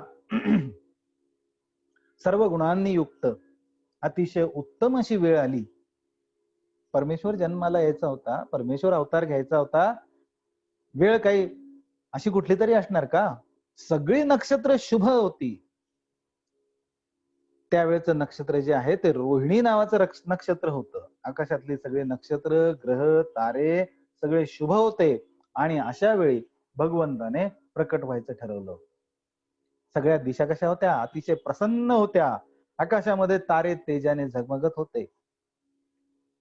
पृथ्वीवर जी शहरं आहेत, गावं आहेत, गवळीवाडे होते, खाणी अतिशय मंगल अशा झालेल्या होत्या. नद्यांचं पाणी स्वच्छ झालेलं होतं. सरोवरांमध्ये कमळं उमललेली होती. वनामध्ये वृक्षांच्या रांगा फुलांच्या गुच्छांनी लगडलेल्या होत्या. त्याच्यावर पक्षी किलबिल करत होते, आणि कुठे कुठे त्या फुलांवर भ्रमर जे होते ते गुणगुण करत होते. भुंगे जे आहेत ते तिथे पिंगा घालत होते. पवित्र आणि सुगंधी वारा आपल्या स्पर्शाने लोकांना सुखी करत होता. आणि अशा वेळी ब्राह्मणांच्या अग्निहोत्रांचे कधी न विझणारे अग्नी कंसाच्या अत्याचारांनी मात्र विझलेले होते. ते भगवान जन्माला येणार आहेत म्हणून पुन्हा प्रज्वलित झालेले होते. असुरांचा नाश व्हावा अशी इच्छा करणारी सज्जनांची जी मनं होती ती एकदम प्रसन्न झालेली होती. कारण भगवंत येणार हे त्यांच्या मनामध्ये समजायला लागले होते, जाणायला लागले होते. अजन्मा जन्माला येण्याची वेळ आली होती. खरं तर परमेश्वर हा अजन्म आहे, कधी जन्म नाहीये त्याला. त्याचा जन्म झाला का? नाही. जन्म झाला तर त्याला मृत्यू आला असता, आणि म्हणून तो अजन्म आहे. त्याच्यापासून सगळे जन्माला येऊ शकतात, पण त्याचा जन्म नाही होऊ शकत. पण तो जन्माला येण्याची वेळ होती, आणि स्वर्गामध्ये देवतांच्या दुंदुभी वाजायला लागलेल्या होत्या, किन्नर गंधर्व गायला लागले होते, सिद्ध चारण स्तुती करायला लागलेले होते. विद्याधरांच्या स्त्रिया अप्सरांबरोबर नाचायला लागल्या होत्या. देव आणि ऋषी आनंदित होऊन पुष्पवर्षाव करत होते. पाण्याने भरलेले ढग समुद्राजवळ जाऊन सौम्य गर्जना करायला लागलेले होते. जनार्दनाच्या अवताराची जी वेळ होती, परमेश्वराच्या अवताराची वेळ कुठली होती? मध्यरात्र. देवाने निवडलेली वेळ होती. चंद्रवंश जो होता त्याला पावन करण्यासाठी म्हणून परमेश्वराने निवडलेलं होतं. आणि चंद्राचा जो अधिपती, चंद्रवंशाचा जो अधिपती आहे चंद्र, तो ज्यावेळी आहे त्याची जी वेळ आहे आकाशात असण्याची ती म्हणजे मध्यरात्र. आणि म्हणून ही मध्यरात्र त्यांनी निवडली. सगळीकडे अंधाराचं साम्राज्य होतं आणि त्यावेळी सर्वांच्या हृदयामध्ये विराजमान असणारे भगवान विष्णू देवरूपिणी देवकीच्या ठिकाणी पूर्व दिशेला पूर्ण चंद्राचा उदय व्हावा त्याप्रमाणे प्रकट झालेले आहे. वसुदेवांनी पाहिलं त्यांच्या समोर अद्भुत असं बालक आहे. आता हा अजन्माय अयोनी संभव आहे. तो बालक रूपानेच प्रकट झालेला आहे. आपण वामन अवताराच्या वेळी पण पाहिलं होतं. कश्यप आणि आदितींसमोर ज्यावेळी परमेश्वर आले ते गर्भातनं बाहेर नेहमी जसं बाळ येतं तसे आले नाहीत, तर ते एकदम येऊन उभे राहिले होते आणि बाल स्वरूपामध्ये त्यांच्या समोर होते. तसाच हे जे बालक आहे हे वसुदेव आणि देवकी समोर येऊन उभं राहिलं. अद्भुत होतं. कारण का तर याला 4 हात होते, नेत्र कमळाप्रमाणे होते, हातामध्ये शंख चक्र गदा अशी आयुध घेतलेली होती. वक्षस्थळावर श्रीवत्स लांछन हे भृगुलत्तेचं प्रतीक म्हणून मिरवत होते. गळ्यामध्ये कौस्तुभाची झगमग होती. पावसाळ्यामधला जसे मेघ असतात काळे सावळे तसा श्यामल वर्ण शरीराचा होता आणि मनोहर असं पीतांबर झळकत होत. मौल्यवान असे वैडूर्यमणी जळवलेले किरीट आणि कुंडल त्याच्या तेजाने दाट कुरळ केस असे जे होते भगवंताचे ते चमकत होते. चमकणारा कंबरपट्टा, दंडावर बाजूबंद, मनगणामध्ये कंकण अशी सगळी विशेषत्वाने शोभून दिसत होती. असं हे सुंदर रूप. आता पुत्राच्या रूपाने स्वतः भगवंत आले असं पाहताच वसुदेवांचे डोळे विस्फारले गेले. कृष्णाचा अवतार झाला या आनंदाच्या भरात त्यावेळी त्यांनी ब्राह्मणांना 10,000 गायी दान केलेल्या असं म्हटलं गेलं. संकल्प केला नाही, पण संकल्प मात्र केला की मी ब्राह्मणांना 10,000 गायी दान करीन म्हणून. भगवंत अशा पद्धतीने समोर येऊन उभे राहिले आणि मग वसुदेव त्यांची स्तुती करायला लागला. भगवंत आले ना, जर आपल्याला कधी भेटलेच तर आपल्याला त्याची स्तुती करायला यायला पाहिजे. आवश्यक गोष्ट आहे ती. भगवंताची स्तुती करावी आणि भगवंतांना प्रसन्न करून घ्यावं. पण भगवंताची स्तुती करणं इतकं सोपं असतं का हो? ती जमणं आपल्यासारख्यांना जमत नाही. पण वसुदेव तसे नव्हते. वसुदेवांना ती स्तुती येत होती. त्याचं कारणही वेगळं होतं. वसुदेवांनी भगवंताची उत्तम अशी स्तुती केली. अशी स्तुती करून झाल्यानंतर देवकीने पाहिलं आणि मग आपल्या पुत्रामध्ये सगळी पुरुषोत्तमाची लक्षणं पाहून तिला पहिल्यांदा थोडी कंसाची भीती वाटत. आता 9 मुलं 7 मुलं या देवकीची 6 मुलं मारलेली आहे. सातवं नाही 6 मुलं मारलेली आहे देवकीची. त्यामुळे तिच्या मनामध्ये थोडी भीती बसलेली आहे आणि त्यामुळे ती आता हा जर परमेश्वराचा अवतार असेल आणि या कंसाला कळलं तर याला काही बरं वाटतं नाही करणार तो, याला काही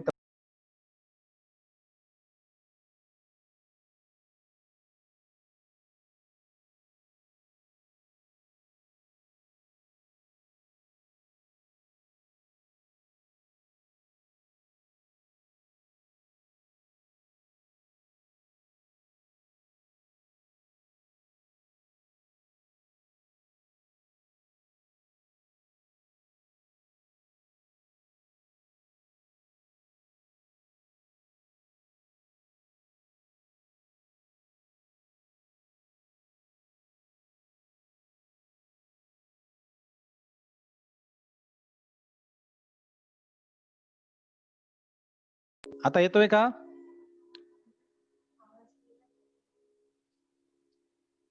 हा येतोय म्हणताय आता. चला. तोय ना आता. हा, हरकत नाही, हरकत नाही. चला.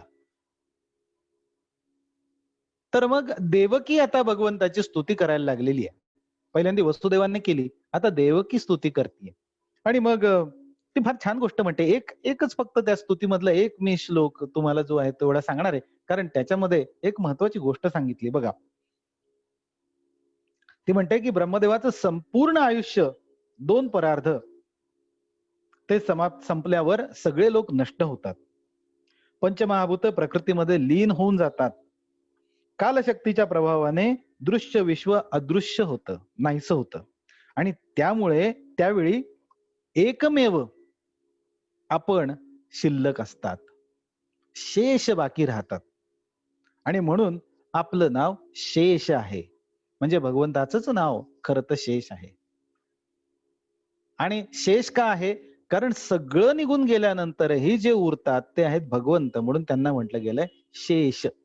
अशा या शेषावर पहुडलेले जे आहेत ते परमेश्वर, ते भगवान विष्णू, असा त्याचा अर्थ आहे. म्हणजे प्रलय प्रलय काळामध्ये हे सगळं विश्व नाहीसं झाल्यानंतरही जे उरतं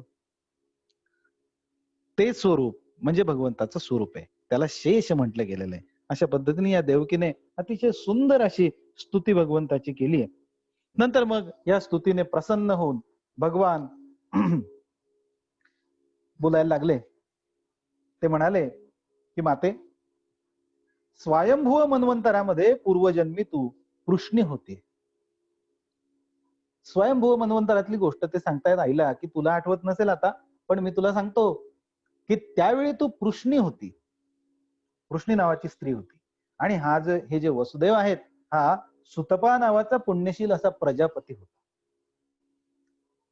आता ब्रह्मदेवाने त्या स्वयंभू मन्वंतरामध्ये सगळ्यांना सांगितलं होतं, की तुम्ही प्रजापती म्हटल्यानंतर त्यांना सांगितलंच होतं, की तुम्ही सृष्टी निर्मिती करा, संतती उत्पन्न करा. आणि मग असं म्हटल्यानंतर तुम्ही दोघांनी इंद्रियांचा निग्रह करून तीव्र अशी तपश्चर्या केली. त्या तपश्चर्याचं वर्णन करताना त्यांनी सांगितलं होतं, कशी तपश्चर्या केली तर तुम्ही पाऊस, वारा, ऊन, थंडी, उन्हाळा अशा त्या त्या काळाचे गुणधर्म सहन केले आणि प्राणायामाने आपल्या मनाचे दोष जे आहेत ते धुवून टाकले होते. अशा पद्धतीने तुम्ही अतिशय खडतर अशी तपश्चर्या केली. तपश्चर्येबद्दल सांगताना म्हणता, कधी तुम्ही वाळलेली पानं खाऊन राहिलात, कधी फक्त वारा पिऊनच राहिलात. अशा पद्धतीने तुम्ही खूप खडतर तपश्चर्या केल्यानंतर मग या सगळ्या गोष्टीमध्ये घोर तपामध्ये किती वर्ष गेली तर देवांची 12,000 वर्ष निघून गेली आहेत.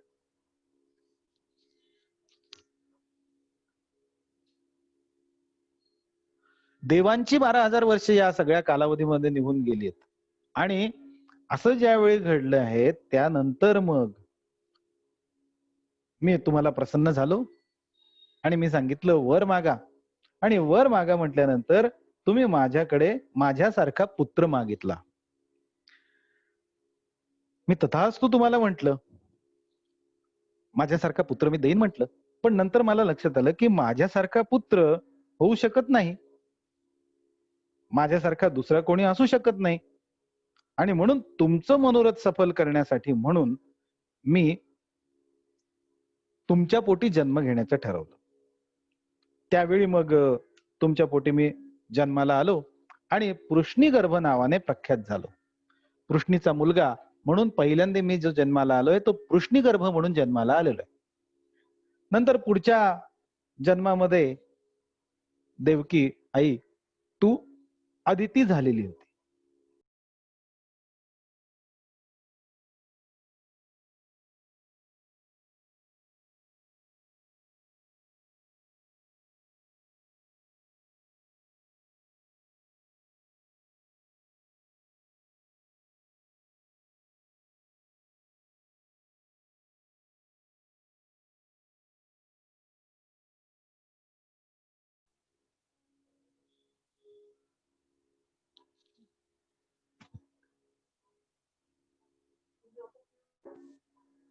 हा, आता येत असेल आवाज. येतोय का आता? का असं होतंय माहिती नाही मला, पण मध्ये मध्ये आवाज जातोय. हरकत नाही, ठीक आहे, चला. मग हे सांगतायत की दुसऱ्या जन्मामध्ये, पहिल्या जन्मामध्ये पृश्नी आणि सुतपा नावाचे हे जे भगवंताचे भक्त होते, त्यांच्या पोटी भगवंत पृश्नी गर्भ म्हणून जन्माला आले. दुसऱ्या वेळी अदिती आणि कश्यप म्हणून हे वसुदेव देवकी होते आणि त्यांच्या पोटी मग वामन रूपाने भगवंत जन्माला आले. आणि आता या तिसऱ्या जन्मामध्ये सुद्धा त्याच रूपाने मी तुमचा पुत्र होतोय असं त्यांनी सांगितलं. म्हणाले, मी माझं वचन नेहमी सत्य करतो. 3 वेळा का जन्माला आले? खरं तर वर त्यांनी मागितला होता, माझ्या पोटी तुम्ही जन्माला या, पुत्र म्हणून जन्माला या, असा वर मागितला होता. आणि भगवंताने तथास्तु म्हटलं होतं. याचा अर्थ एकदाच जन्माला यायला पाहिजे होतं की नाही? एकदा वर मागितला होता, नंतर पुढच्या जन्मामध्ये काही तसं नाहीये भाग. भगवंत जन्माला यावे असा काही वर मागितलेला नाहीये. पण भगवंताने असं त्यावेळी विचार केलेला होता की खरं तर यांनी माझ्यासारखा पुत्र व्हावा असा वर मागितलाय आणि तो मी त्यांना देऊ शकत नाहीये. तर याच्यामध्ये थोडा बदल करून मी आता त्यांचा पुत्र म्हणून जन्माला यावं लागणार आहे, कारण माझ्यासारखा दुसरा कोणी नाही. भगवंतासारखं दुसरं असू शकतं कोण? म्हणून भगवंतालाच पुत्र म्हणून जन्माला यावं लागणार होतं. आणि म्हणून आपलं जे वचन आहे ते सत्य करण्यासाठी म्हणून. पण पहिलं जे आपण वर दिलेला आहे तो तर पूर्ण करू शकत नाही, म्हणून दुसरा जो त्याला ऑप्शन दिलेला होता देवाने, तो 3 वेळा म्हणून त्याचं प्रायश्चित्त म्हणून घेतलेला आहे, भरपाई म्हणून 3 वेळेला भगवंताने जन्म घ्यायचं ठरवलंय. अशा पद्धतीने 3 वेळेला हा जन्म झाला भगवंताचा. आणि मग ते म्हणाले की हे तुम्हाला आठवलं नसतं आणि म्हणून तुम्हाला मी माझं रूप दाखवलं आणि माझ्या पूर्वीच्या अवतारांचं स्मरण व्हावं. आणि मी जर असं केलं नसतं तर केवळ मनुष्य शरीर हा माझा अवतार तुम्ही ओळखू शकले नसते. मनुष्य शरीर तुम्ही घेतलेलं आहे आणि म्हणून, आणि मी पण घेणार आहे, त्यामुळे तुम्ही माझा अवतार ओळखू शकले नसते. म्हणून मी हे सगळं तुम्हाला आता सांगितलंय. आणि तुम्ही माझ्याबद्दल पुत्रभाव आणि ब्रह्मभाव नेहमी ठेवा. अशा प्रकारे स्नेह आणि चिंतन केल्याने तुम्हाला माझ्या परमपदाची प्राप्ती होणार आहे. हे खरं भगवंताचे भक्त होते, पण त्यांना आई वडील होण्याचा मान भगवंताकडनं मिळालेला आहे. बघा, भक्ताचं केवढं मोठेपण असतं, केवढी श्रेष्ठता असते, केवढी योग्यता असते की भगवंत आपल्या भक्ताला आपले आई वडील म्हणून त्यांची सेवाही करतो, त्यांचे पाय चिपतो, त्यांच्या सगळ्या गोष्टी करतो. ही जी गंमत आहे ही भक्तीमधली फार सुंदर गोष्ट आहे. आणि मग असं झाल्यानंतर भगवंत शांत राहिले आणि माता पिता त्याच्याकडे पाहत असतानाच योग मायेने ताबडतोब एका सामान्य बालकाचं रूप धारण केलं आणि आपल्या देवकीच्या मांडीवर ते विराजमान झाले. अशा पद्धतीने श्री गोपाल कृष्णांचा जन्म झालेला आहे. श्री गोपाल कृष्ण भगवान की जय. असा जय जयकार करायला त्यावेळी तिथं कोणी नव्हतं, कारण भगवंताचा जन्म झालेला आहे कारागृहामध्ये. त्यांचा जो शत्रू आहे कंस, याच्या रक्षणामध्ये, पहाऱ्यामध्ये झालेला आहे. आणि त्यामुळे तिथं भगवंताचा जय जयकार करणारं कोणीही नव्हतं. आणि भगवंत ज्यांचे पुत्र म्हणून जन्माला आले ते तर त्यांचं रूप पाहून, त्यांचं स्वरूप पाहून ते तर तल्लीन होऊन गेलेले होते, आनंदाने विभोर होऊन गेलेले होते. त्यामुळे त्यांना काही गर्जना करावी ही गोष्ट त्यांना सुटण्यासारखी नव्हती. पण आपण आज ही सगळी आठवण करून आनंदाने त्यांचा जय जयकार करतो. अशा पद्धतीने मग नंतर भगवंताने सांगितलेलं होतं आधीच की ज्यावेळी मी जन्म घेतोय त्याच वेळी योगमाया तुला गोकुळामध्ये यशोदेच्या पोटी जन्म घ्यायचा आहे. तू तिथे निर्माण हो आणि मी मथुरेमध्ये निर्माण होतो. अशा पद्धतीने योगमाया जी आहे ती नंद यशोदेपासून प्रकट झाली. ही पण जन्मरहित आहे. जसा भगवंत जन्मरहित आहेत तसेच योगमाया पण जन्मरहित. आणि मग या योगमायेने द्वारपाल नगरातील लोकांच्या सगळ्या इंद्रियांच्या वृत्ती खिचून घेतल्या आणि त्यामुळे सगळेजण जे आहेत ते गाढ झोपी गेलेले होते. कारागृहाचे सगळे दरवाजे बंद होते. त्यांना मोठमोठ्या फळ्या, लोखंडाच्या साखळ्या, कुलपं लावलेली होती आणि बाहेर जाणं अतिशय अवघड होतं. परंतु भगवंताने सांगितलेलं होतं हे सगळं, की तुम्ही मला गोकुळामध्ये घेऊन जायचंय. मी मथुरेमध्ये जन्माला आलो इथे, पण तुम्ही मला, मी लहान असताना मला काही करता येणार नाही आणि हा कंस मला इजा पोचवू शकतो. तेवढ्यासाठी तुम्ही मला इथून काढून गोकुळामध्ये नेऊन सोडायचंय. वसुदेवाला हा प्रश्न सुद्धा पडला नाही बरं का. बघा किती गंमत असते. आपल्याला किती असंख्य प्रश्न असतात. मग आपल्याला जर हे भगवंताचं काम करायचं असेल तर मग करता येईल का? तिथे तर अशा अडचणी आहे, तिथे तर असं होतंय, तिथे तर तसं आहे. मग आता आम्हाला जाताच येणार नाही, आता लॉकडाऊन आहे आणि या सगळ्या गोष्टी आपल्या बाबतीमध्ये असतात. आपलं लॉकडाऊन परवडलं, इतकं वाईट लॉकडाऊन तिथे होतं. यांना अतिशय मोठ्या पाऱ्यामध्ये सगळ्या साखळदंडामध्ये, कुलपांमध्ये अडकवून ठेवलेलं होतं आणि त्या अवस्थेमध्ये वसुदेवांना कृष्णाला घेऊन गोकुळामध्ये जायचं होतं. बघा किती कठीण परीक्षा होती. केवढा मोठा भयंकर टास्क ज्याला म्हणतात तो होता. पण वसुदेव उठले आणि कृष्णांना घेऊन जसे जसे दारांजवळ पोहोचले, त्यांनी विचार नाही केला की हे दारांचं कसं काय करावं काय. म्हणाले कृष्णाला घेऊन जायचंय ना, भगवंत जन्माला आले. आता हा भरोसा आहे आपल्याला म्हटल्यानंतर प्रश्न मिटला. भगवंत आहे म्हटल्यानंतर सगळं होऊ शकतं. कसली अडचण येणार? आणि मग त्यांनी कृष्णाला बरोबर घेतलं, डोक्यावर टोपली होती त्याच्यामध्ये धरलं आणि निघाले.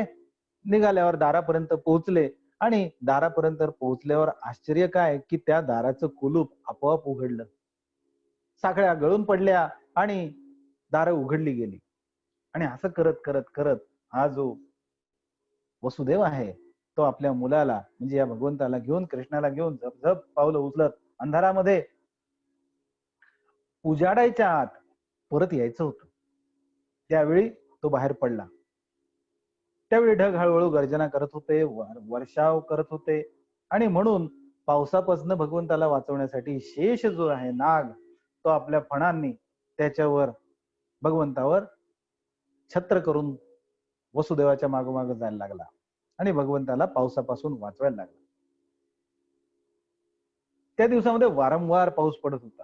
त्यामुळे यमुनेचं पाणी वाढलेलं होतं. आता पावसाळ्याचे दिवस, श्रावण महिना, रोहिणी नक्षत्र आणि अशा याच्यामध्ये पावसाळ्याचे दिवस असतातच. पाऊस आधी पडलेला असतो, नंतर श्रावणामध्ये चालूच असतो, वारंवार पाऊस येत असतो आणि अशा सगळ्या गोष्टीमुळे यमुनेचं पाणी वाढलेलं असतं. तिचा प्रवाह अतिशय गंभीर झालेला होता, वेगवान झालेला होता.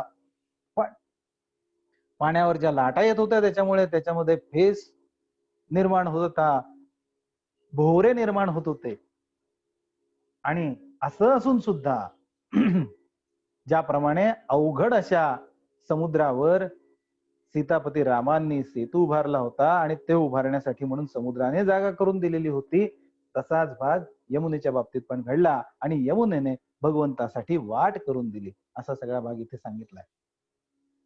याच्यामध्ये एक छोटी गोष्ट जी याच्यात सांगितलेली नाही पण सांगण्यासाठी छान आहे म्हणून सांगतो, की ज्यावेळी असा सगळा भाग आला आणि वसुदेव तिथून जायला लागलेला होता, त्यावेळी वसुदेवांना लगेच वाट करून दिली असं नाहीये. असं अनेक ठिकाणी सांगितलं जातं. वसुदेव जायला लागला, पाण्यामध्ये जसा जसा जायला लागला, भगवंतावर भरोसा होता, कुलप उघडलेली त्यांनी स्वतः अनुभव घेतलेला होता. म्हणाले आता पाण्यातनं जायचं तरी काय बिघडलं. यमुना नदी म्हणजे काही आपल्या आसपास वाहणारी छोटीशी नदी नाही, प्रचंड मोठी नदी आहे ती. तिच्यामधनं पार जायचं आणि तेही पावसाळ्याच्या दिवसात म्हणजे सोपं काम नाही. एक तर प्रचंड वेग, खोली भरपूर आणि त्यामुळे ती पार करणं अतिशय कठीण. वसुदेवाने नदीमध्ये पाय घातला, पाणी वाढायला लागलं, पुढे पुढे जात होता तसं हे पाणी भगवंताच्या या वसुदेवाच्या नाकातोंडापर्यंत आलं, पण तरीही यमुना वाट देत नव्हती म्हणे. कारण का, तर या यमुनेने पूर्वी तपश्चर्या करत होती ती भगवंतासाठी, भगवंत मला पती म्हणून मिळावा म्हणून. आणि अशी तपश्चर्या करत असलेली ही यमुना कालिंदी, भगवंत तिच्या जवळून चाललाय आणि तरीही त्याला स्पर्श न करता, त्याचं दर्शन न घेता, चरण स्पर्श न करता कशी राहू शकते. त्यामुळे ती फुगत होती, तिला त्याचं दर्शन हवं होतं, त्याचं चरण स्पर्श हवा होता आणि तो होता डोक्यावर. आता पाण्यातनं जायचं म्हटल्यानंतर बाळाला काही त्रास होऊ नये म्हणून वसुदेवाने त्याला डोक्यावर धरलेलं होतं आणि म्हणून ही नदी पण फुगत होती आणि त्याच्या दर्शनासाठी तिथपर्यंत जात होती. याच्यामध्ये वसुदेवाची मात्र हालत खराब, तो बुडायला लागलेला होता. पण भगवंत हे आतमध्ये मस्तपैकी त्या झोपळ्या त्या टोपलीमध्ये पौडलेले होते. शेवटी नाकातोंडात पाणी जायला लागलं. त्यावेळी मात्र भगवंतांना दया आली. म्हणाले, किती परीक्षा पाहिजे, आपले वडीलच आहेत. इतकी वर्ष त्यांनी तपश्चर्या केलेली आहे, इतकं सगळं हे केलेलं आहे. अजूनही यांची परीक्षा पाहावी, आता नको पाहायला. म्हणून त्यावेळी मग भगवंतांनी पाय बाहेर काढलं टोपलीतनं, खेळता खेळता. पाय असे ते लहान मुलं हलवत असतात, तसा भगवंतांनी पाय बाहेर काढला आणि तो जो पाय आहे तो टोपलीतनं खाली या पाण्याला स्पर्श करता झाला. आणि जसा का या पाण्याला त्याचा स्पर्श झाला, या कालिंदीला भगवंताचा चरणाचा स्पर्श झाला, त्यावेळी तिच्यामध्ये असलेली ही जी सगळी चंचलता आहे, हा सगळा उत्साह आहे, हे सगळं स्फुरण आहे, ते सगळं शांत झालं. आणि शांत होऊन एक यमुना शांत झाली आणि तिने वाट करून दिली आणि मग वसुदेव तिथून निघून गेले. याच्यातनं एक गोष्ट लक्षात घेण्यासारखी आहे बघा. भगवत कार्य जर करायचं असेल, आपण जर भगवंताचे भक्त व्हायचं असेल, तर देव आपली परीक्षा पार नाकातोंडात पाणी जाईपर्यंत, आपल्याला पार बुडवून टाकेपर्यंत घेतो. अगदी आपला बाप का असे ना.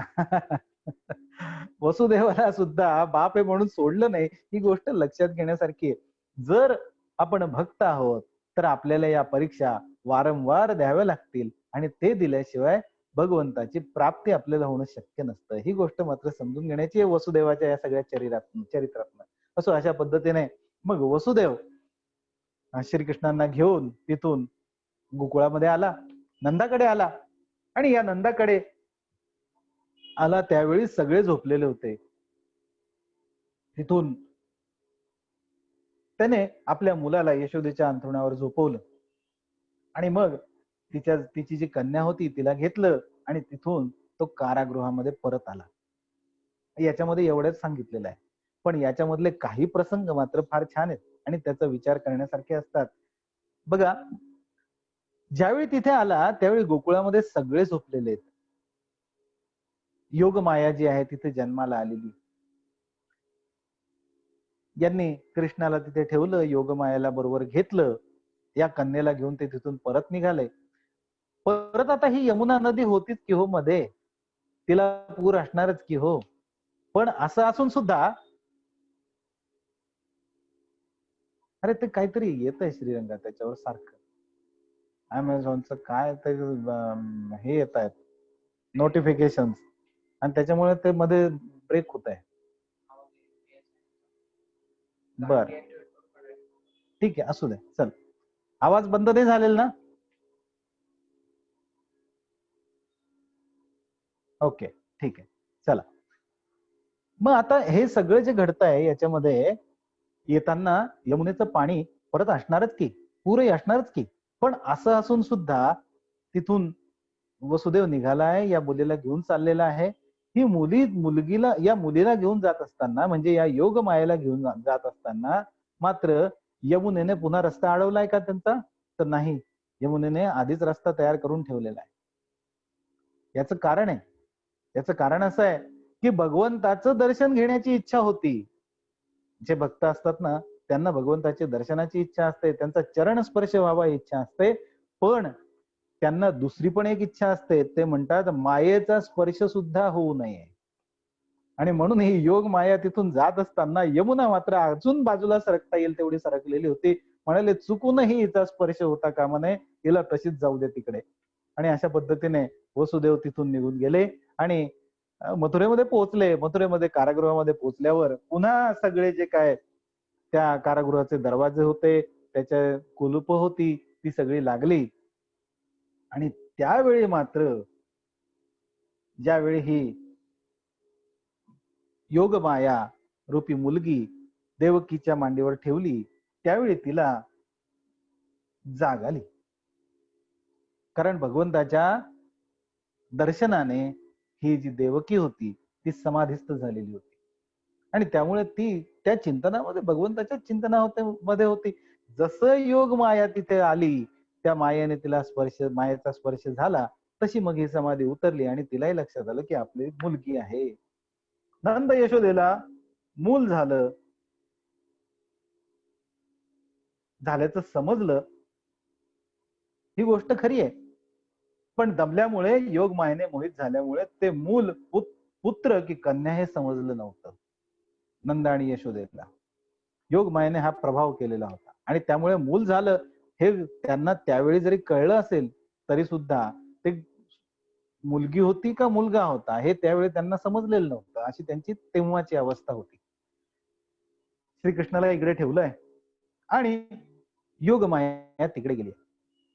या योग मायेने पहिल्यांदा कृष्ण ज्यावेळी तिथे होता त्यावेळी सगळ्या असुरांना निद्रिस्त केलेलं आहे आणि स्वतः ती गोकुळामध्ये गेली. तिथेही त्यांना ती तिथे गेल्यामुळे ते निद्रिस्त होणारच होते.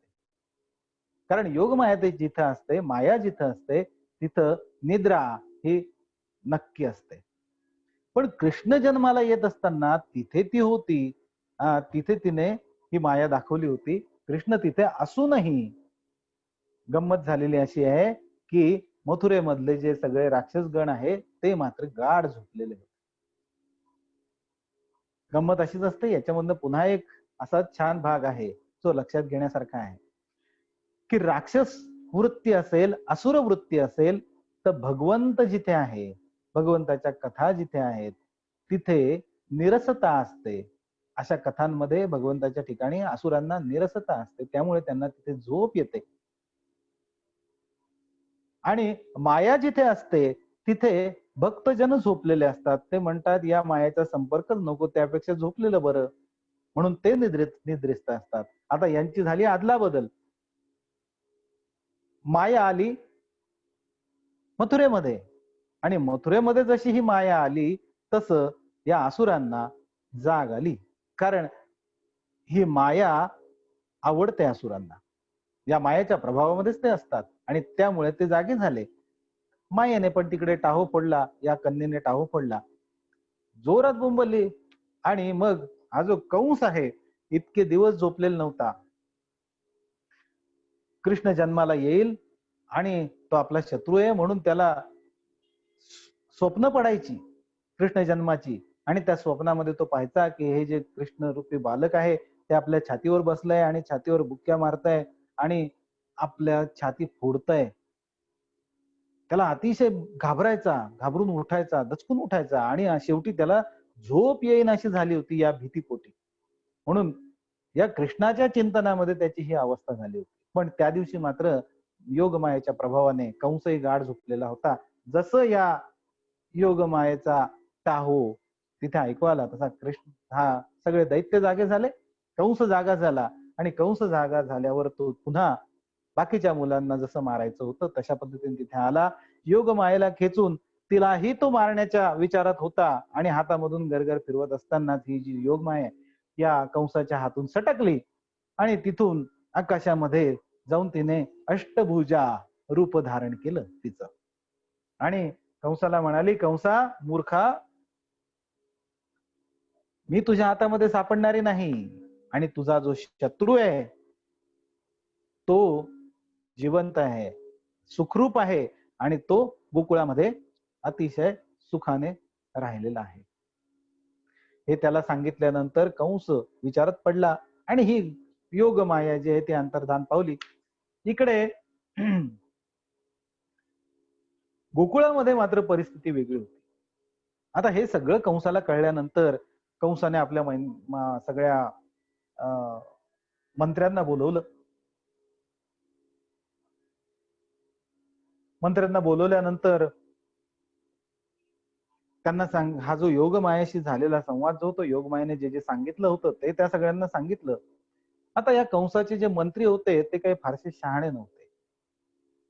ज्याच्यामध्ये अहंकार असतो असे जे पुरुष आहेत, असे जे लोक आहेत, त्यांच्या आसपास असणारे जे लोक आहेत ते शहाणे नसतात, तर ते तोंडपुजे असतात. ते फक्त यांचं कौतुक करून आपलं उखळ पांढर करण्याच्या मागे असतात. त्यांना फार अक्कल असते असं नाही. आणि त्या पद्धतीने हे कंसाचे पण मंत्री होते आणि त्यांनी त्या कंसाला काही गोष्टी सांगितल्या त्यावेळी. एक तर हे सगळे जे आहे मंत्री ते सुद्धा देवांचे द्वेष करणारे होते आणि मग त्यांनी कंसाला असं सांगितलं की आम्ही आजच सगळ्या गावांमध्ये जातो, शहरांमध्ये जातो आणि त्या ठिकाणी जेवढी लहान मुलं जन्मलेली असतील ती 10 दिवसाच्या आतली जी मुलं असतील त्या सगळ्यांना आम्ही, म्हणजे आपल्या नगरातली असो, 10 दिवसाच्या आतली असो किंवा थोडी बाहेरची असो, थोडी लहान असो, आम्ही सगळ्यांना आजच मारून टाकतो. आणि अशा पद्धतीने त्यांना सांगून मग ते सगळे आपापल्या कामाला निघून गेले. इकडे गोकुळामध्ये मात्र आनंदी आनंद साजरा सुरू झाला, कारण नंद आणि यशोदेला मुलगा झालेला होता. कृष्ण तिथे इतका वेळ काही त्याने आपलं रूप दाखवलं नव्हतं, पण नंतर त्याने जाग करण्यासाठी रडण्याचा थोडासा आविर्भाव केला आणि नंद यशोदा जागे झाले. त्यांना लक्षात आलं की आपल्याला आपलं हे जे मूल आहे किती सुंदर आहे, किती छान. आणि मग नंद यशोदेला मुलगा झाला, कृष्ण जन्माला आला, असं म्हणून सगळे गोकुळ आनंदाने नाचायला लागले. या गोकुळामध्ये मोठा उत्सव साजरा करण्यात आला. आता परमेश्वर जन्माला आलेला आहे, त्यामुळे गोकुळामध्ये उत्सव काय होणार, तो कमी होणार का? तिथे मग पक्वान्न काय बनवली गेली आणि हत्तीवरनं साखर वाटल्यासारखा सगळा हा मोठा उत्सव तिथे घडला. पण हे सगळं चालू असतानाही हा जो कंस आहे तो थोडी शांत बसलेला होता. या कंसाकडे कृष्णाला कसं मारायचं याचा विचार चाललेला होता.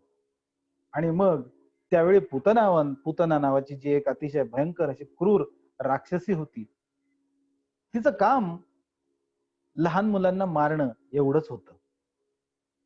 आणि कंसाच्या आज्ञेवरून ती नगर, गावं आणि गवळ्यांच्या वस्त्यांमध्ये जाऊन लहान लहान मुलांना मारत होती. अशीच ती एक दिवस नंदाच्या गोकुळामध्ये आली आणि मायेने स्वतःला एका सुंदर तरुणीमध्ये बनवून तरुणी रूपात तिने हे करून स्वतःला बनवून ती गोकुळामध्ये शिरली. आता तिचं सौंदर्य योग मायेचा आधार तिने घेतलेला असल्यामुळे तिला अतिशय सुंदर होता आलं. अतिशय छान होती, मधुर हास्य होतं आणि कटाक्ष आपले जे होते त्याच्याने ती व्रज स्त्रियांचं चित्त वेधून घेत होती. आणि इकडे तिकडे फिरता फिरता ती यशोदेच्या म्हणजे नंदाच्या घराजवळ आली. आणि तिथे आल्यानंतर मग तिने मारण्याची जी तिची मुलांची पद्धत आहे ती पण त्याच्यामध्ये त्यांनी सांगितली होती बरं का. ते म्हणाले की बाकीचे जे राक्षस होते ते शस्त्रांनी किंवा हातांनी मुलांना मारत होते. हिने मात्र मारण्याची एक वेगळीच पद्धत काढलेली होती पूतनेने. हिने काय केलं होतं, आपल्या स्तनांना विष लावून घ्यायची ती आणि ते विष लावून मग ती अशी जायची आणि जिथेही लहान मुलं दिसतायत त्यांना ती घ्यायची जवळ आणि त्यांना स्तनपान करायला लागायची. आता त्या मुलांनी एकदा का स्तनाला तोंड लावलं की ते विष त्यांच्या मुखामध्ये जायचं आणि ही जी मुलं आहेत ती मरून जायची. आता हाच प्रकार तिने कृष्णाच्या बाबतीमध्ये सुद्धा केला. ती आली आणि मग यशोदेजवळ आली. यशोदेला ती आल्यानंतर छानच होती दिसायला. यशोदेने तिला बोलवलं, म्हणाली कोण, कुठली, काय वगैरे सगळं. ती म्हणाली अगं मी तुझी बहीणच लागते, असं झालं वगैरे सगळ्या या गोष्टी सांगितल्या गेल्या. आणि मग कृष्णाला मी घेऊ का, मी तिच्याशी खेळू का वगैरे सगळं हे झालं. यशोदा तिची कामही राहिलेली होती. कृष्णही मोठा त्यावेळेपासूनच या सगळ्या गोष्टीमध्ये त्याने गुण दाखवायला जी सुरुवात केली होती ती तेव्हापासूनचीच होती. हा जो कृष्ण आहे तो इतका वेळ शांतपणे यशोदेजवळ बसला होता, जशी काही नवीन मावशी आली पूतना मावशी तसं मात्र या कृष्णाच्या अंगात आलं आणि त्याने जो काय रडायला सुरुवात केली की विचारतोस. यशोदा म्हणते आता याला कसं, अरे इतक्या वेळ तू छान बसला होता, काय झालं तुला, एकदम बघ बघ मावशी आली, बघ बघ बघ करत होती. पण हा काही थांबायला तयार नाही. मग मावशी म्हणाली असं कर, जरा मी घेऊन पाहू का त्याला. या मावशीला म्हणे बघ बाई आता काय करते, तर हा का शांत बसत नाही काही कळत नाही. आणि जसं मावशीने घेतलं तसं या कृष्णाने रडणं थांबवलं. मावशी म्हणाली बघ म्हणत होते ना मी माझ्याजवळ शांत राहील म्हणून, मला माहिती आहे अगं मुलांना कसं सांभाळावं वगैरे. अशा अनेक मावश्या असतात बरं का, शहाणपणा शिकवणाऱ्या, तशी ही पुतना मावशी.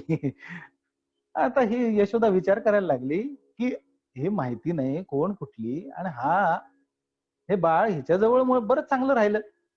मग शांत झालं म्हटल्यानंतर नंतर पुन्हा देवकीने यशोदेने आपल्या जवळ घेतलं. पुन्हा याने आरडाओरडा करायला सुरुवात, रडायला सुरुवात. शेवटी ती म्हणाली, की "ताई तू एक काम कर, या बाळाला माझ्याजवळ ठेव. तू तुझी कामं कर, तोपर्यंत मी याला सांभाळते." यशोदा म्हणाली, "बरं ठीक आहे, थोडा वेळ बघ तू, मी जाते." यशोदा आतमध्ये गेली तिच्या कामाला. तोपर्यंत हिने आपला कार्यभाग साधायला सुरुवात केली. कृष्णाला आपल्या स्तनाला लावलं. स्तन त्याच्या मुखामध्ये दिलं. विष लावलेलं होतं, काळकूट विष त्याला लावलेलं. अतिशय झाल असं विष होतं, की मेलाच पाहिजे जीव. कृष्णाला स्तनपान करायला लावलं आणि कृष्णाने सुद्धा नंतर मग ते स्तन ओढायला सुरुवात केली. आणि कृष्णाने भगवंताने रागावून तिचं स्तन इतक्या जोरात दाबलं आणि तिच्या प्राणांसह तिचं दूध प्राशन केलं, असं म्हटलंय. शेवटी ही कासावीस झाली. ती म्हणायला लागली, "सोड सोड सोड." पण कृष्ण काही सोडायला तयार नाही. आणि शेवटी तिने डोळे फिरवले, तिचं शरीर घामाने थपथपलं आणि जोरात ती आक्रोश करायला लागली. त्याला घेऊन बाहेर पळाली. त्याला सोडायचा प्रयत्न करत होते, पण कृष्णाने सोडलं नाही. शेवटी तिचं हे जे सुंदर रूप होतं ते गेलं आणि तिच्या मूळ रूपामध्ये ती आली. अतिशय अकराळ विक्राळ, अतिशय मोठा असा देह तिचा. आणि कृष्णाने जो काही तिच्या स्तनातनं तिचे प्राण ओढायला सुरुवात केली होती, की शेवटी त्याने इतक्या जोरात ते ओढले आणि तिला इतक्या वेदना झाल्या स्तनामध्ये, छातीत, की ती गतप्राण झाली.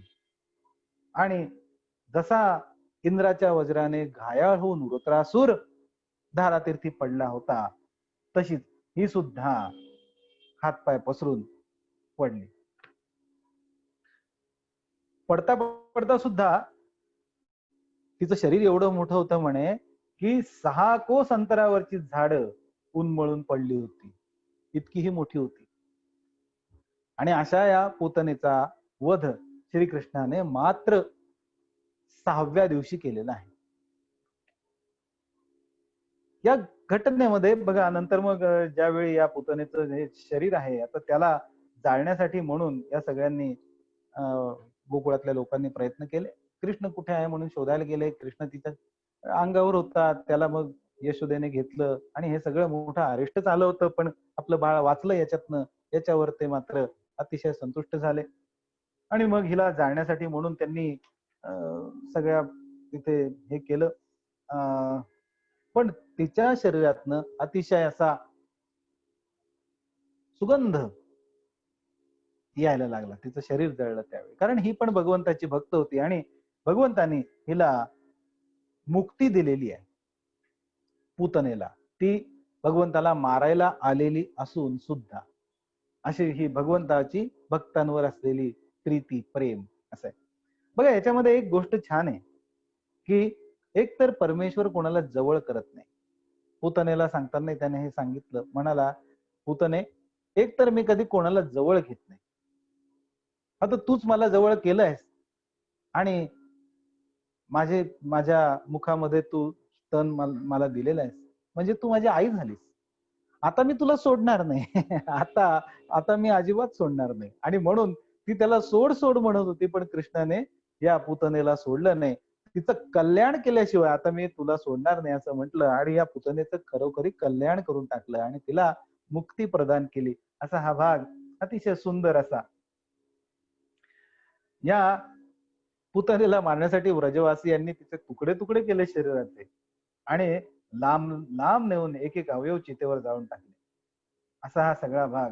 आता हा जो आहे कृष्णाने ज्यावेळी तिचं दूध प्यायलं त्यावेळी तिचे सगळे पाप नष्ट होऊन गेलेलं होतं आणि म्हणून तिचं शरीर जळत असताना धुपासारखा सुगंध येत होता. असं हे सगळं चरित्र श्रीकृष्णाचं अतिशय सुंदर गोड चरित्र आहे. कृष्णाची बरोबरी करताना पुष्कळ वेळा ह्याचा दाखला दिला जातो, की कृष्णाच्या बरोबरी करण्याचे अनेक लोक म्हणतात, पण कृष्णाची जर बरोबरीच करायची असेल तर 6व्या दिवशी असा पराक्रम करून दाखवावा, मग कृष्णाची बरोबरी करावी. ही गोष्ट जशी आहे त्यातला हा भाग आहे. असा सगळा जो भाग झाला आहे, हे पाहिल्यानंतर या गोकुळातल्या ज्या स्त्रिया आहेत, यशोदा आहे आणि या सगळ्यांना एक गोष्ट अशी वाटली की बाबा मोठ्या संकटातनं कृष्ण वाचलेला आहे. आता हा कृष्णाचा मोठा व्हायला लागला. जर कृष्णाने कूस बदलली. पहिल्यांदा मुलं असतात ती उताणी असतात, आपली आपली पडलेली. पण हळूहळू मग ते जरा वळवळ करायला लागतात आणि मग कुशीवर व्हायला लागतात. तर हा जो कूस बदलण्याचा जो आहे, तो त्याचा अभिषेक उत्सव साजरा केला जात होता. आणि तो करण्यासाठी म्हणून सगळे नंदराणी बरोबर गोकुळवासी बाहेर गेले. आपला छकडा घेऊन गेले. छकड्यामध्ये सगळं सामान टाकलं आणि गोकुळाच्या बाहेर थोडस जाऊन मग तिथे त्यांनी हा सगळा उत्सव करायचं ठरवलं. आणि अशा पद्धतीने हा उत्सव चाललेला असताना श्रीकृष्णाला झोप यायला लागली. तो रडायला लागला. त्यावेळी मग यशोदेने त्याला स्तनपान करवलं आणि नंतर मग त्याला या आपल्या एका छकडा जो होता त्याच्या खाली झोळी बांधली आणि त्याला तिथे झोपवलं. पुन्हा कृष्णाला जाग आली आणि तो रडायला लागला. त्याला दूध प्यायचं होतं परत, पण त्याचं जे रडणं आहे ते यशोदेला काही ऐकू आलं आणि म्हणून त्या कृष्णाला जरा राग आला आणि त्या रडण्याच्या ह्याच्यात त्याने पाय झटकला आणि तो जो पाय झटकला होता तो इतका त्याचा पाय तर खरं कृष्णाचा त्यावेळेचा चिमुकला, पण त्यावेळी तिथे एक शकटासूर आला आणि तो त्या शकटामध्ये घुसून कृष्णाचा वध करण्याच्या इच्छेने आलेला होता. पण तो आलेला पाहिल्यावर श्रीकृष्णाने एक पाय त्या रडण्याच्या नादामध्ये जो झटकला त्यावेळी तो या शकटाला लागला आणि शकटाला लागल्यावर तो जो ते जे शकट आहे ते तिथून जे उडालं आणि तुटून फुटून इतस्ततः पसरलं.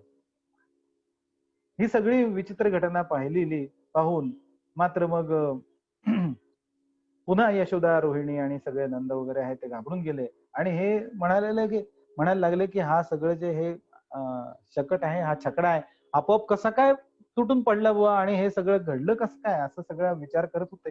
पण नंतर मात्र कोणाला त्याचं कारण कळलं नाही. तिथे जी मुलं होती गोपींची ते म्हणाले, ते सांगायला लागले आई बाबांना की आम्ही पाहिलं हा जो कृष्ण आहे ना याने रडताना आपल्या पायाने याला एक धक्का दिला आणि जसा का कृष्णाने धक्का दिला तसा हा जो आहे तुटून पडला. पण यांच्यावर कोणी लक्ष दिलं नाही पोरांच्या या म्हणण्याकडे आणि त्यांनी असं विचार केला की हा बहुतेक ग्रहांचा कोप असेल आणि म्हणून असं काहीतरी घडलं असेल. अशा पद्धतीने त्यांनी आपलाच विचार करून हा सगळा भाग आहे तो समजून घेतला. नंतर मग ब्राह्मणांकडून हवन केलं. दही, अक्षता, दर्भ आणि पाणी घेऊन त्या छकड्याची पण तो छकडा नीट करून घेतला, त्याची पूजा केली. अशा पद्धतीने नंतर मग पुण्य वाचन वगैरे करून घेतलं. अशा सगळ्या गोष्टी चाललेल्या होत्या. एकदा असाच श्रीकृष्णाला मारण्यासाठी म्हणून तृणावर्त तिथे आलेला होता आणि याने सुद्धा या श्रीकृष्णाला मारण्यासाठी बराच प्रयत्न केला. तृणावर्त म्हणजे काय तर त्यावेळी खूप जोरदार वादळ आणि धुळीचा वर्षाव सुरू झालेला होता. आता हे सगळं जे चाललेलं होतं त्या वाऱ्यामध्ये हे सगळं जे गोकुळ आहे त्या धुळीने झाकोळून टाकलेलं होतं.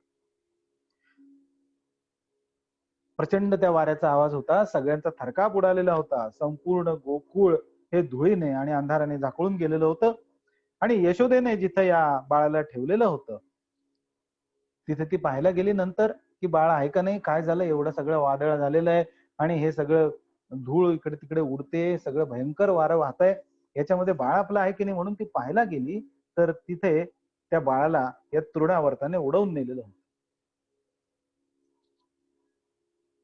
तृणावर्ताला तर कोणी पाहू शकत नव्हतं कारण इतकं वारं होतं आणि इतकी धूळ होती की लोक एकमेकांना पाहू शकत नव्हते. अशा याच्यामध्ये मुलाचा पत्ता नाही हे पाहिल्यानंतर यशोदेला मात्र खूप दुःख झालं आणि ती व्याकुळ झाली.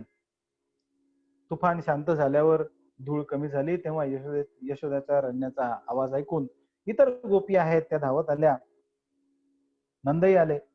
इकडे हा जो तृणावर्त आहे तो वावटळीच्या रूपाने श्रीकृष्णाला आकाशामध्ये घेऊन गेला. श्रीकृष्णाने हळूहळू आपलं वजन वाढवायला सुरुवात केली. आता पहिल्यांदा हे एवढंसं बाळ, ते एवढंसं या वावटळीने नेलं. हा तृणावर्त मोठा होता, त्याने अख्खं गोकुळच उलथ पालथ करून ठेवलेलं होतं. अशा वेळी एका कृष्णाला नेणं किती अवघड होतं. पण कृष्णाला उचलून नेलं आणि नेता नेता नेता कृष्णाने जे आपलं वजन वाढवायला सुरुवात केली की शेवटी या वजनाचा भार या तृणावर्ताला सहन होईन असं झालं. आणि मग कृष्णाने त्याचा गळाच पकडला आणि तो इतका जोरात पकडला की हा जो दैत्य आहे तो निश्चेष्ट झाला. त्याची बुबुळ बाहेर आली, बोलणं बंद झालं, प्राण निघून गेला आणि शेवटी तो या मुलासह कृष्णासह व्रजामध्ये येऊन पडला. अशी ही सगळी तृणावर्ताच्या उद्धाराची कथा याच्यामध्ये सांगितली गेली. त्याच्यानंतर मग मुलं थोडीशी मोठी झाली, जातकर्म संस्कार वगैरे जो करायचा होता, मुलांचं नाव ठेवायचं होतं. त्यावेळी मग यदुकुलाचे जे पुरोहित होते गर्ग मुनी, गर्गाचार्य, हे वसुदेवांच्या सांगण्यावरूनच गोकुळामध्ये आले, नंदाच्याकडे आले आणि मग त्यांना पाहून नंदांनाही खूप आनंद झाला. म्हणाले चला बरं झालं हे आले, यांच्यामुळे आपल्या मुलांची नावं ठेवण्यासाठी चांगली गोष्ट होईल. बरं झालं हे आले, त्यामुळे हे आता यांच्याकडनंच आपण हा संस्कार करून घेऊया. आणि मग या मुलांकडनं त्यांचे संस्कार केले गेले. गर्गाचार्य म्हणाले मी सगळीकडे यदू वंशाचा पुरोहित म्हणून प्रसिद्ध आहे. जर मी या मुलांचे संस्कार केले तर लोकांना असं वाटेल की ही मुलं जी आहेत ही देवकीची मुलं आहेत. कंस जो आहे तो दुष्टबुद्धीचा आहे आणि वसुदेवाबरोबर नंदा तुझी घनिष्ठ मैत्री आहे आणि त्यामुळे कंसाला निश्चितच याचा संशय येईल. त्यामुळे आपण हा जो काय संस्काराचा विधी आहे तो गुपचूप करूया. एखाद्या गोशाळेमध्ये आपण स्वस्ती वाचन करू आणि मग त्या ठिकाणी आपण त्यांचं नामकरण संस्कार करू. अशा पद्धतीने ठरल्यावर अतिशय शांतपणे कोणालाही न कळता हा नामकरणाचा संस्कार केला गेला आणि गर्गाचार्यांनी मग यांची नावं ठेवली. ते म्हणाले की हा जो रोहिणीचा मुलगा आहे हा आपल्या मित्रांना आपल्या गुणांनी आनंदित करणार आहे आणि म्हणून याचं नाव राम असं राहील. याच्या शक्तीला सीमा नाही, हा अतिशय बलवान असणार आहे आणि म्हणून याला लोक बल म्हणून पण संबोधतील आणि हा यादव आणि तुमच्यामध्ये काही भेद ठेवणार नाही म्हणून याचं नाव संकर्षण असंही असेल. अशा पद्धतीने या बलरामाचं नाव ठेवलं गेलं. नंतर ते आता हा जो बलराम होता हा गौर वर्णाचा होता बरं का, गोरा होता. नंतर जो सावळ्या वर्णाचा होता कृष्ण, त्याच्याकडे पाहिलं आणि मग म्हणाले की हा प्रत्येक युगामध्ये शरीर धारण करतो. मागच्या युगामध्ये याने अनुक्रमे पांढरा, तांबडा आणि पिवळा असे वेगवेगळे रंग स्वीकारले होते. हे प्रत्येक युगाचे रंग आहेत बरं का. त्यावेळी यावेळी याचा वर्ण कृष्ण आहे. कलियुग आहे त्यामुळे याचा वर्ण कृष्ण आहे आणि हा काळ्या रंगाचा आहे म्हणून याचं नाव ठेवलं कृष्ण. नंदाला म्हणाले की हा जो तुझा पुत्र आहे पूर्वी कधी वसुदेवांचा पुत्र होता. आता खरी गोष्ट तर सांगता येत नव्हती आता, त्यामुळे त्यांनी असं सांगितलं पूर्वी कधीतरी म्हणजे पूर्वजन्मामध्ये हा वसुदेवांचा पुत्र होता आणि म्हणून याचं रहस्य जे जाणतात त्यांच्यासाठी ते जे लोक आहे म्हणजे जे जाणणारे लोक आहेत ते मात्र याला वासुदेव म्हणतील. अशा पद्धतीने कृष्णाचे पण नावं ठेवलं गेलं, कृष्ण आणि वासुदेव असं. आणि मग ते म्हणाले की या तुझ्या पुत्राची पुष्कळ नावं आहेत, पुष्कळ रूप आहेत, जितके गुण तितकी कर्म, त्या सर्वांना अनुसरून याची वेगवेगळी नावं आहेत. खर तर मी ती सगळी जाणतो पण सामान्य लोक ते जाणत नाही. अशा पद्धतीने या कृष्णाचं वर्णन केलं. कृष्ण कसा होणार आहे, काय काय होणार आहे, कसं असणार आहे, या सगळ्या गोष्टी सांगितल्या आणि नंतर मग सगळ्या गोष्टी नंदाला यथोचित सांगून गर्ग मुनी जे आहेत ते आश्रमाकडे परतले. आश्रमा या गर्ग मुनींनी आपल्या मुलांबद्दल हे सगळे छान छान गोष्टी सांगितलेल्या ऐकल्यानंतर ते म्हणाले कृष्ण जो आहे पुढे जाऊन फार मोठं कार्य करणार आहे. या पृथ्वीवर अनेक दुष्टांचा हा संहार करेल, एका प्रशस्त अशा नगरीचं निर्मिती करेल, वगैरे वगैरे अशा सगळ्या गोष्टी सांगितल्या. बलरामाचं पण श्रेष्ठत्व आणि त्याचा पुरुषार्थ सांगितला. हे सगळं सांगितल्यानंतर ते आपल्या आश्रमामध्ये निघून गेले आणि नंतर मग ही मुलं मोठी व्हायला लागली. थोड्या दिवसात गोकुळामध्ये राम आणि कृष्ण गुडघे टेकून रांगायला लागले. आता ही ज्यावेळी रांगायला लागतात त्यावेळी मग संतांना पण त्यांचं कौतुक वाटायला लागतं ना. ते पण त्यांचं वर्णन करतात आणि फार छान वर्णन करतात. तुकोबांनी किती छान वर्णन केलंय बघा. ते म्हणतात, क्षीरसागरीचा हरी, क्षीरसागरीचा हरी, तान्हा यशोदेच्या घरी, रांगू लागला अंगणी, रांगू लागला अंगणी, माथा जावळाची वेणी, रांगू लागला अंगणी, भाळी शोभे पिंपळ पान, भाळी शोभे पिंपळ पान, माथा टोपडे भूषण, रांगू लागला अंगणी. आता हे नामदेवांनी केलेलं वर्णन आहे. आधी मी तुम्हाला तुकोबा म्हटलं, तुकोबांचा वेगळा अभंग आहे. मग नामदेव म्हणतात, नामामुखाकडे पाहे, धन्य यशोदा तू आहे. यशोदे तू अतिशय धन्य आहेस की या कृष्णाला जन्म दिला आणि याचं हे सगळं कोडकौतुक तू पाहते. इतकं सुंदर देवांचाही देव हा जो कृष्ण आहे तो तुझ्या पोटी जन्माला आलेला आहे. प्रत्यक्ष परमात्मा तुझ्या पोटी आणि हे सगळं कौतुक त्याचं तू पाहते. धन्य आहे तू. अशा पद्धतीने हा रांगायला लागलेला आहे. तळवे तळ हात टेकित, डाव्या गुडघ्याने रांगत, रंगणी रंगनाथ तो म्या देखील से. असं हे गवळणी पण पाहायला लागल्या. ह्या ज्या कृष्णाचे जे रांगणं आहे ते इतर गवळणी पाहायला लागल्या आणि मग त्याचं कौतुक करायला लागल्या. असं सगळं कृष्णाचं हे चरित्र अतिशय सुंदर, मनोहर चरित्राचे उच्चारावे तुकाराम महाराजांनी सांगितलेलं आहे बघा. तुकाराम महाराज म्हणतात की चरित्र ते उच्चारावे केले देवे गोकुळी. कृष्णाने जे गोकुळामध्ये चरित्र केलंय त्याचा उच्चार करावा. आणि हे चरित्र अतिशय अद्भुत आहे, अतिशय सुंदर आहे. किती सुंदर आहे तर, आणि अद्भुतही कसं आहे बघा ना. हा परमेश्वर आहे. याचं वर्णन करताना म्हटलं की अनंत ब्रह्मांडे उदरी, हरी हा बाळक नंदा घरी. ज्याच्या उदरामध्ये अनेक ब्रह्मांड आहेत तो हरी नंदा घरी बाळक म्हणून जन्माला आलेला आहे. किती नवल आहे. नवल केवढे केवढे, नवल केवढे केवढे, नकळे कान्होबाचे कोडे, नवल केवढे केवढे. आहे की नाही? किती गंमत आहे. क्षीरसागरी हा जो आहे अनंत ब्रह्मांडे उदरी, हरी हा बाळक नंदा घरी, अशी गोष्ट आहे. आणि त्यामुळे या सगळ्याच कौतुक संतांना वाटतं आणि त्या सगळ्या संतांनी या कृष्णाच्या लीलांचं वर्णन केलेलं आहे. अतिशय सुंदर आहे.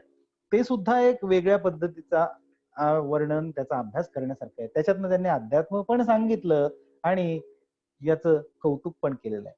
असा हा जो कृष्ण आहे आता हा रांगायला लागला. हे दोघं जे भाऊ आहेत रांगत रांगत गोकुळातल्या धुळीतून जात. ज्यावेळी रांगतात त्यावेळी पोरांच्या पायामध्ये जे काय वाळे घातलेले असतात ना ते चुन चुन वाजत असतात. त्यांचा जो रुंधुण आवाज आहे तो तिथे येत होता. हे पोरं चालायला लागले की त्याचा एक विशिष्ट आवाज यायला लागतो रांगायला लागले की. आणि त्या आवाजाने आनंदित होऊन कळत न कळत अनोळखी माणसं सुद्धा त्याच्या मागे जाऊ लागायची. नंतर जेव्हा ही मुलं पुढे पुढे जायची त्यावेळी पुढे गेल्यानंतर ती घाबरायची. कुठेतरी लांब येऊन गेली, मग आपल्या आसपासच्या ओळखीचं काही दिसत नाही म्हटल्यानंतर ती थांबायची आणि भ्याल्यासारखं करून आपल्या मातांकडे यायची. हा सुद्धा गमतीशीरच भाग की देव कुठे घाबरणार हो, तो इथे जाऊन जाऊन कुठे जाऊ शकतो आणि तो हरवून कुठे हरवू शकतो, असं कधी होऊ शकतं का?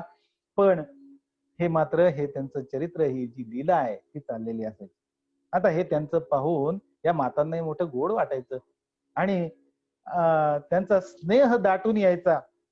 त्यांच्या स्तनातून दुधाच्या धारा व्हायला लागायच्या आणि मग त्या आपल्या पोरांना जवळ घ्यायच्या, त्यांना दूध पाजायला लागायच्या. ही पोरंही थोडस दूध प्यायची आणि लगेच तिथून निघायची. पुन्हा मातीमध्ये खेळायला सुरुवात करायची आणि धुळीने माखलेली अतिशय सुंदर दिसायची. असं सगळं वर्णन. आणि मग दूध पिता पिता या आई ज्यावेळी किती प्रेमाने दूध पाजत असते आई बाळांना, तसे या यशोदा आणि रोहिणी आपल्या मुलांना दूध पाजायच्या, प्रेमाने पाजायच्या अगदी. आणि मग मग ते दूध पिता पिता ही मुलं आईच्या मुखाकडे पाहायची आणि या आया पण किती कौतुकाने आपल्या बाळाच्या डोक्यावरनं हात फिरवत, त्याचा चुचकारत, त्याच्याशी हसत बोलत खेळत त्यांचा हा सगळा आनंद सोहळा चाललेला असायचा. असा सगळा हा जो भाग आहे त्या आनंद समुद्रामध्ये या यशोदा आणि रोहिणी बुडलेल्या होत्या, असं सगळं वर्णन केलं. आणि नंतर मग आता ही आणखीन थोडी मोठी झाली, आता मग ही चालायला लागली. रांगत होती तोपर्यंत ठीक होतं, पण आता चालायला लागली म्हटल्यानंतर पाय फुटले, पाय फुटले की इकडे पळ तिकडे पळ तिकडे पळ. आणि मग यांचं पळणं कुठे कुठे व्हायला लागलं. कुठेही जायचे, आपले जे गोठे होते त्याच्यामध्ये घुसायचे, कधी वासरांची शेपूटच धरून ठेवायचे आणि वासरं इकडे तिकडे पळायला लागली की त्यांच्या मागे हे पण ओढले जायचे आणि तेही इकडे तिकडे जायचे. अशा पद्धतीने यांचं खेळणं चाललेलं असायचं. गोठ्यामध्ये जायचं, तिथेच त्या गाईच्या शेणामध्ये मग बचकन पाय पडायचा, मग तो भरलेला पाय तसाच घेऊन इकडे तिकडे फिर, असं चाललेलं असायचं. एखादी गाय त्यावेळी समजा गोमूत्र देत असेल, तर त्याच्या खालनं हे निघून जायचे, त्याच्यामध्ये अंघोळही करायचे. इतकं शेवटी या मुलांना इतकं छान सजवून अंघोळ बिंघोळ घालून आपल्या या माता आणून ठेवायच्या आणि मग ही मुलं असले काहीतरी उद्योग करून पुन्हा खराब व्हायच्या. पुन्हा या त्यांच्या मागे लागायच्या, पुन्हा त्यांना पकडून आणायच्या, पुन्हा आपलं किती आत्ता एवढ्यात अंघोळ घातली होती ना रे तुला, का त्याच्यामध्ये गेला बघ, सगळ्या शेणाने शेणाने आता बरबटलेला आहे, परत मला अंघोळ घालावी लागेल, मग मी काम केव्हा करू, आता मी हेच करत बसू का, सारखं तुला धुवायचं आणि तुला अंघोळ घालायची. आणि मग हे सगळं म्हणून लटकच रागवायच्याही. आणि पण या सगळ्या मुलांच्या लीलांमध्ये मात्र आनंदाने अगदी कसे दिवस चालले होते कळत नव्हतं. अशा पद्धतीने या सगळ्या लीला परमेश्वराच्या चाललेल्या. किती किती म्हणून लीला भगवंताच्या. आता हा एकदा यशोदा आपल्या घरामध्ये गायी भरपूर होते यांच्याकडे, गोपाळच हे सगळे. आणि त्यामुळे यांच्याकडे दूध दुभतं भरपूर. त्यामुळे नेहमी जे काही दही लावलेलं आहे ते घुसळून त्याच्यातनं लोणी काढणं आणि त्याचं तूप करायचं वगैरे, हा सगळा प्रकार यांच्याकडे नित्य चाललेला असायचा. आपल्याकडे हल्लीच्या काळामध्ये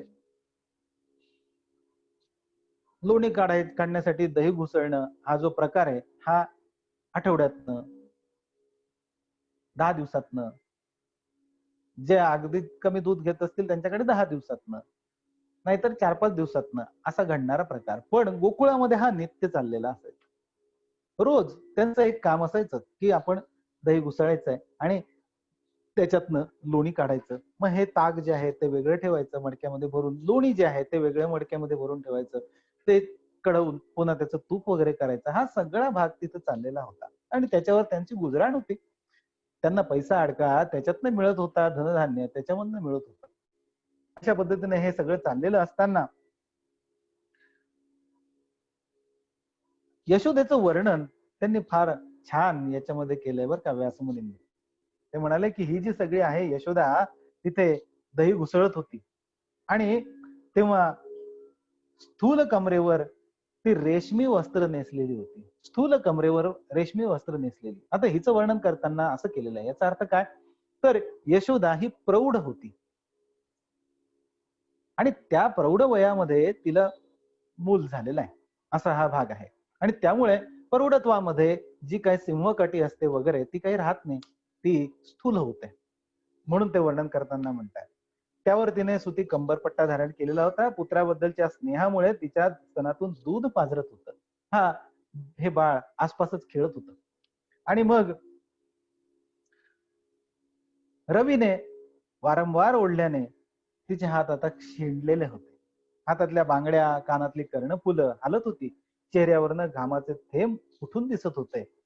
आणि वेणीत घातलेली मोगऱ्याची जी फुलं होती ती गळून पडत होती. ते मंथन करताना जे हालचाल होते त्याच्याने ती वेणी पण हलते आणि त्याच्यामुळे ती जी फुलं आहेत ती सुद्धा गळायला लागतात. असं सुंदर वर्णन व्यासमहर्षी करतायत. आणि मग नंतर त्याच वेळी श्रीकृष्णाला स्तनपान करण्यासाठी त्याला स्तनपान हवं होतं म्हणून तो आईजवळ आला. आणि मग कृष्णाला पाहिलं आणि या यशोदेला पण अतिशय पाना फुटला. तिला असं वाटलं तिने हे मंथन जे आहे ते बाजूला सोडलं. दही घुसळलं गेलेलं होतं त्याच्यामध्ये लोणी थोडंफार आलेलं होतं. पण ते मध्ये बाजूला ठेवलं आणि कृष्णाला जवळ घेतलं आणि त्याला ती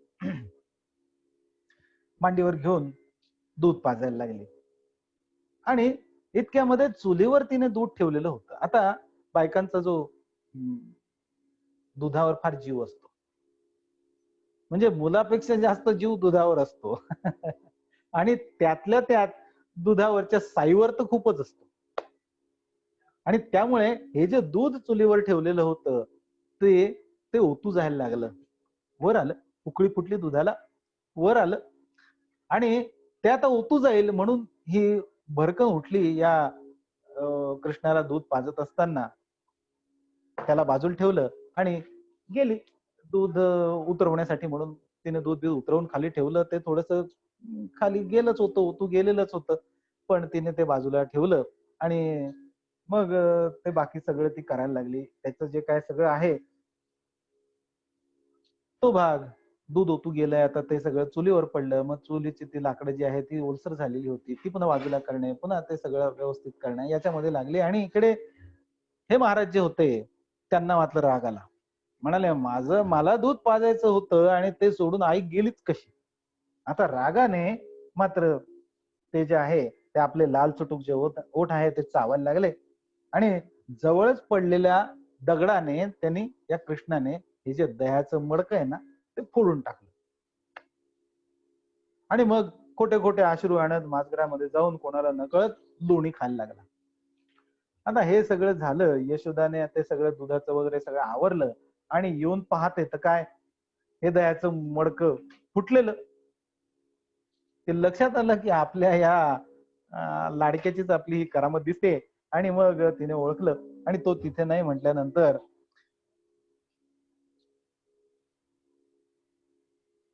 ती पाहायला लागली हा कुठे गेला. तर ते तो तो लोणी खात होता. त्याला पाहून तिला हसू यायला लागलं. इकडे तिकडे पाहिलं पुन्हा. शेवटी मग ती जरा रागवलीच की हे सगळं माझं नुकसान केलेलं आहे. पहिल्यांदा तर गोड वाटलं, पण शेवटी रागवलंही पाहिजे ना. पोरांचं जर असंच वर्तनाचं कौतुक केलं तर ती शेफारतात. म्हणून ती म्हणाली की याला आता जरी आपल्याला हे छान वाटलेलं असेल तरी आपण दाखवू नये, याला थोडस रागवलं पाहिजे. आणि मग ती हातामध्ये छडी घेऊन आली. आणि हा जो आहे लोणी खाण्यासाठी उखळावर चढलेला होता. वरती ठेवलेला असायचं शिंक्यामध्ये, हा उखळावर चढून त्याच्यातनं लोणी खात होता. आई आली म्हटल्यानंतर यांनी त्या उखळावरनं खाली उडी मारली आणि घाबरल्यासारखं दाखवून हे महाराज पळाले. आणि वर्णन करताना इतकं छान केलंय. ते म्हणतात, योगी तपस्येने शुद्ध झालेल्या मनाने सुद्धा ज्यामध्ये प्रवेश करू शकत नाही किंवा ज्याला प्राप्त करू शकत नाही त्याला पकडण्यासाठी ही यशोदा त्याच्या मागे धावत होती. योगी इतकी वर्ष तपश्चर्या करतात, इतके सगळ्या गोष्टी सहन करतात, पण कृष्ण हा काही त्यांच्या समोर दिसत सुद्धा नाही हो. पण ही यशोदा कृष्णाला पकडण्यासाठी म्हणून त्याच्या मागे धावते. म्हणजे तिचं भाग्य केवढं थोर. आणि अशा पद्धतीने ही त्याच्या मागे धावायला लागली. थोड्या वेळात स्थूल आणि आता ती स्थूल असल्यामुळे ती चालता चालता तिची जी काय दमछाक होत होती त्याच्याने तिची चाल मंदावली. आणि मग ती कसं बसत धावत जाऊन तिने त्या कृष्णाला शेवटी पकडलंच. पकडल्यावर मग ती त्याला रागवायला लागली. छडी मारू का तुला, हे करू का, असं म्हणायला लागली. आणि मग हा जो कृष्ण आहे तो आपलं रडायला लागला, डोळे चोळायला लागला वगैरे सगळं करायला लागलं. डोळ्यामध्ये जे काजळ घातलेलं होतं ते चोळण्यामुळे आणि या अश्रूंमुळे सगळं गालावर उघळलेलं आणि सगळं ते जे डोळे आहेत ते सगळं तो काळ लागलेलं आणि असं हे जे काय त्याचं तोंड आहे भीतीने बावरलेला असा सगळा तो दिसतोय. हे सगळं रूप पाहून पुन्हा या यशोदेला भरता येत होतं. पण तरी ती म्हणाली, की असं करून चालणार नाही. हा घाबरलेला आहे म्हटल्यानंतर तर तिने पहिल्यांदा ती छडीबिडी फेकून दिली. पण म्हणाली याला जरबपणे बसलीच पाहिजे. असं कसं? आज माठ फोडून दिला, एवढं मोठं दही वाया घालवलं आणि याला असं सोडलं तर चालणार नाही. आणि म्हणून तिने काय केलं, की आपण काय करू शकतो हे त्याला कळलं म्हणजे बरं होईल. म्हणून तिने या कृष्णाला उखळाला बांधायचं ठरवलं. आणि ते जे उखळ ज्याच्यावर चढलेला होता तिथे ती घेऊन गेली त्याला. दोरी घेतली आपली त्या मंथनासाठी जी रवीला बांधलेली दोरी होती ती काढली आणि त्याला घेऊन गेली आणि या उखळाला बांधायला त्याला सुरुवात केली. याला बांधलं आणि बांधायला लागली तर बांधण्यासाठी शेवटी 2 बोटं ही दोरी कमी पडायची. त्याला गाठ मारायला पाहिजे ना बांधल्यानंतर. मग तिने अजून दोरी आणली. त्याला सांगितलं त्यालाच कृष्णाला, "हे धरून ठेव मी दुसरी दोरी आणते." ह्या कृष्णाने पण आईकडे पाहिलं म्हणाला जाऊ दे आता हिला काही त्रास देण्यात अर्थ नाही. आपणही लहान आहोत, आपणही जसे आहोत त्या रूपामध्येच असलं पाहिजे. म्हणून त्यानेही अगदी आज्ञाधारकपणे ती दोरी जशी आहे तशी धरून ठेवली. मुलं करतात बरं का. खूप छान म्हणजे मुलांचं हे जे वागणं असतं, आई-वडिलांना खरं त्यावेळी खूप मजा येत असते. पण तरीही रागवणं गरजेचं असतं म्हणून रागवत असतात. आता मी पण त्या ह्याच्यातनं गेलेलो आहे. त्यामुळे मलाही माहिती आहे, की ही मुलं कसं करत असतात आणि काय-काय मजा असते. कित्येक वेळा माझ्या पोराला सुद्धा रागवता मला हसू यायचं अशी परिस्थिती असायची. पण ते जे सगळं आहे ते आपण आपलं धरून ठेवावं लागतं आणि पोराला रागवावं लागतं. तसं ही यशोदा पण करत होती. आणि हे जे 2 बोटं कमी पडलंय ते पडू नये म्हणून तिने आणखीन एक दोरी लावली, त्याला जोड दिला. पुन्हा ती बांधायला लागली. पुन्हा ती 2 बोटं कमीच. सगळ्या जेवढ्या दोऱ्या घरामध्ये होत्या तेवढ्या सगळ्या तिने आणल्या. सगळ्या ती एक बांधत होती आणि ती बांधायचा प्रयत्न करत होती. बांधताना 2 बोटं दोरी नेहमी कमीच पडत होती. आता मात्र दमली ती म्हणाली, "काय चाललंय हे? एवढ्या दोऱ्या आणल्या तरीही हा बांधलाच जात नाहीये. कसं काय करावं आता?" भ्रमाने म्हणजे त्या कृष्णाच्या मायेने ती भ्रमित झालेली होती. कृष्ण मग त्याने विचार केला, की खरं तर मला बांधू शकेल असं या जगामध्ये कोण आहे? आता कसं सांगावं या आईला आपल्या? तिला हे कळत नाहीये. ही माझ्या मायेने अ, भ्रमिष्ट झालेली आहे. तिला हे कळतच नाहीये, की मला बांधता येण्यासारखं नाहीये. पण मला बांधायला निघाली, आता काय करावं? म्हणाले, "ठीक आहे. तर चला आपल्यालाच बांधून घेतल्याशिवाय पर्याय नाही." आणि मग शेवटी त्यांनी आपलं जे शक्ती आहे ती दाखवली आणि स्वतःला थोडंसं लहान केलं आणि ती जी कमी पडणारी दोरी होती ती बरोबर पुरली आणि शेवटी मग या यशोदेने त्याला गाठ मारली. म्हणाले, "हुश! झालं बाई त्याचं बांधलं गेलं." काय घडत होतं मला समजतच नव्हतं. का दोरी प्रत्येक वेळी कमी पडतेय हे कळतच नव्हतं. खरं तर कृष्णाला बांधण्यासाठीची ना प्रत्येक दोरी नेहमी अशीच कमी पडत असते. आणि म्हणून आपण कृष्णाला दोरीने बांधण्याच्या फंदात कधी पडू नये. बांधायचं जर असेल ना, तर प्रेमाने बांधावं. या प्रेमानेच तो फक्त बांधला जाऊ शकतो. जसं या यशोदेच्या प्रेमाने त्याने स्वतःला बांधून घेतलं ना, तसं. आपण त्याला बांधण्याचे प्रयत्न पण करू नये. पण प्रेम मात्र मनापासून करावं आणि जर प्रेम केलं, तर कृष्ण स्वतःहून शेवटी स्वतःला बांधून घेतो. ही गोष्ट मात्र आहे. अशा पद्धतीने या उखळाला त्याने बांधून घेतलं खरं. आणि इकडे 9 वाजले. आता आपल्याला पुढचा भाग कसा सांगायचा? 9 वाजलेले आहेत ना? हो, वाजून गेले. त्यामुळे आता यमलार्जुनांचा जो उद्धार आहे, तो आपण उद्या पाहावा लागेल. गंमत अशीच आहे, या कृष्ण चरित्रामध्ये इतकं आपण रंगतो, की वेळ कुठे जातोय ते काही कळत नाही. आणि त्यामुळे आज जो भाग आहे आपण थांबूया, कारण आपल्याला पुढचं सगळं आहे याच्यानंतरही. त्यामुळे इथंच हा कृष्ण चरित्राचा भाग, हा बांधलेला कृष्ण उखळाला आज असंच ठेवूया आणि उद्या पुन्हा तिथूनच सुरुवात करूया. तर हे जे गोड रूप आहे असंच मनामध्ये साठवून ठेवा आणि उद्याची कथा ऐकायला पुन्हा सगळे या कृष्ण प्रेमाने ओथंबून या. चला. श्री कृष्ण गोविंद हरे मुरारे, हे नाथ नारायण वासुदेव, श्री कृष्ण गोविंद हरे मुरारे, हे नाथ नारायण वासुदेव, श्री कृष्ण गोविंद हरे मुरारे, हे नाथ नारायण वासुदेव. लाव ना आरती बाळा. असं एकदम लावू नाही त्याच्यावरनं. हा.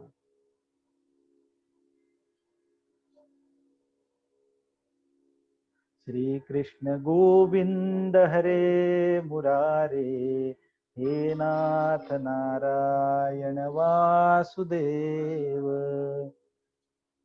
फोन कुठे आहे?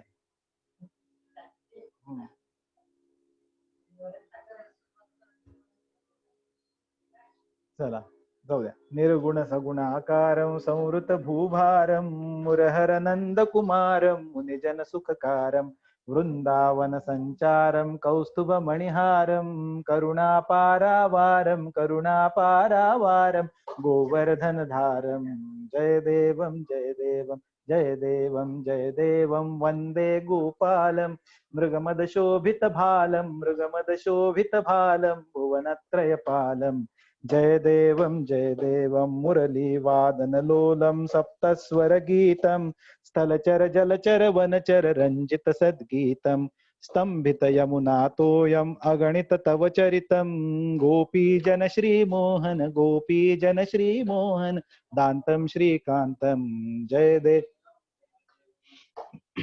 जय देवं वन्दे गोपालं मृगमदशोभितभालं मृगमदशोभितभालं भुवनत्रयपालं जय देवं रासक्रीडामण्डितवेष्टितव्रजललनां वन्दे ताण्डवमण्डितकुवलयदलनयनं कुसुमाकारितरञ्जितमन्दस्मितवदनं फणिवरकालियदमनं पक्षेश्वरगमनं जय देवं वन्दे गोपालं मृगमदशोभितभालं भुवनत्रयपालं जय देवं अभिनवनवनितचोरं करधृतदधिगोलं लीलानटवरखेलं धृतकाञ्चनशैलं निर्जर रक्षणशीलं विदलितरिपुकूलं भगवन्तं श्रीकृष्णं परिपालय दीनं जय देवं वन्दे गोपालं मृगमदशोभितभालं भुवनत्रयपालं जय देवं जय जय श्रीमद्भगवद् भागवताकारं हरिअवतारं वन्दे त्वामहमविकारं जय जय श्रीमद्भगवद् भागवताकारं हरिअवतारं वन्दे त्वामहमविकारं स्कन्धैर्द्वादश संख्यैरध्यायैरङ्गैः पञ्चत्रिंशत्त्रिशतैः सुखसिन्धुतरङ्गैः शोभितमष्टादशसाहस्रं तमजस्रं प्रतिघस्रं संसेवे हतमोहितमिस्रं जय जय श्रीमद्भगवद्भागवताकारं हरेऽवतारं वन्दे त्वामहमविकारं भक्त्यैकपदार्थं त्वां धर्मोत्कर्षफलं श्रीकृष्णं जानेऽर्जुनमतिविख्यातकरम् आविद्वद् गोपालाङ्गनकृतसुखनिकरं श्रवणात् कीर्तननमनात् मननात् पापहरं जय जय श्रीमद्भगवद्भागवताकारं हरिअवतारं वन्दे अघवात्या संहारं गोवर्धननिरतं विधिनारदशुककीर्तितमुद्धाराभिरतम् अनिरुद्धार्थकशिवविग्रहकामप्रभवं नवरसमभिरामपदं सततोद्भवमभवं जय जय श्रीमद्भगवद्भागवताकारं हरिअवतारं वन्दे त्वामहमविकारं त्वद्रससेवी मनुतेन परं ब्रह्मसुखं भक्तिज्ञानविरक्त्योऽभियन्ति यं सुसुखं तं मन्यन्ते मुनयः कृतनिःशेषमखं काशीनाथोऽपि नमति त्वत्पदयुगलनखं जय जय श्रीमद्भगवद्भागवताकारं हरिअवतारं वन्दे त्वामहमविकारं हरिअवतारं वन्दे त्वामहमविकारं हरिअवतारं वन्दे त्वामहमविकारम्. श्री गोपाल कृष्णार्पणमस्तु.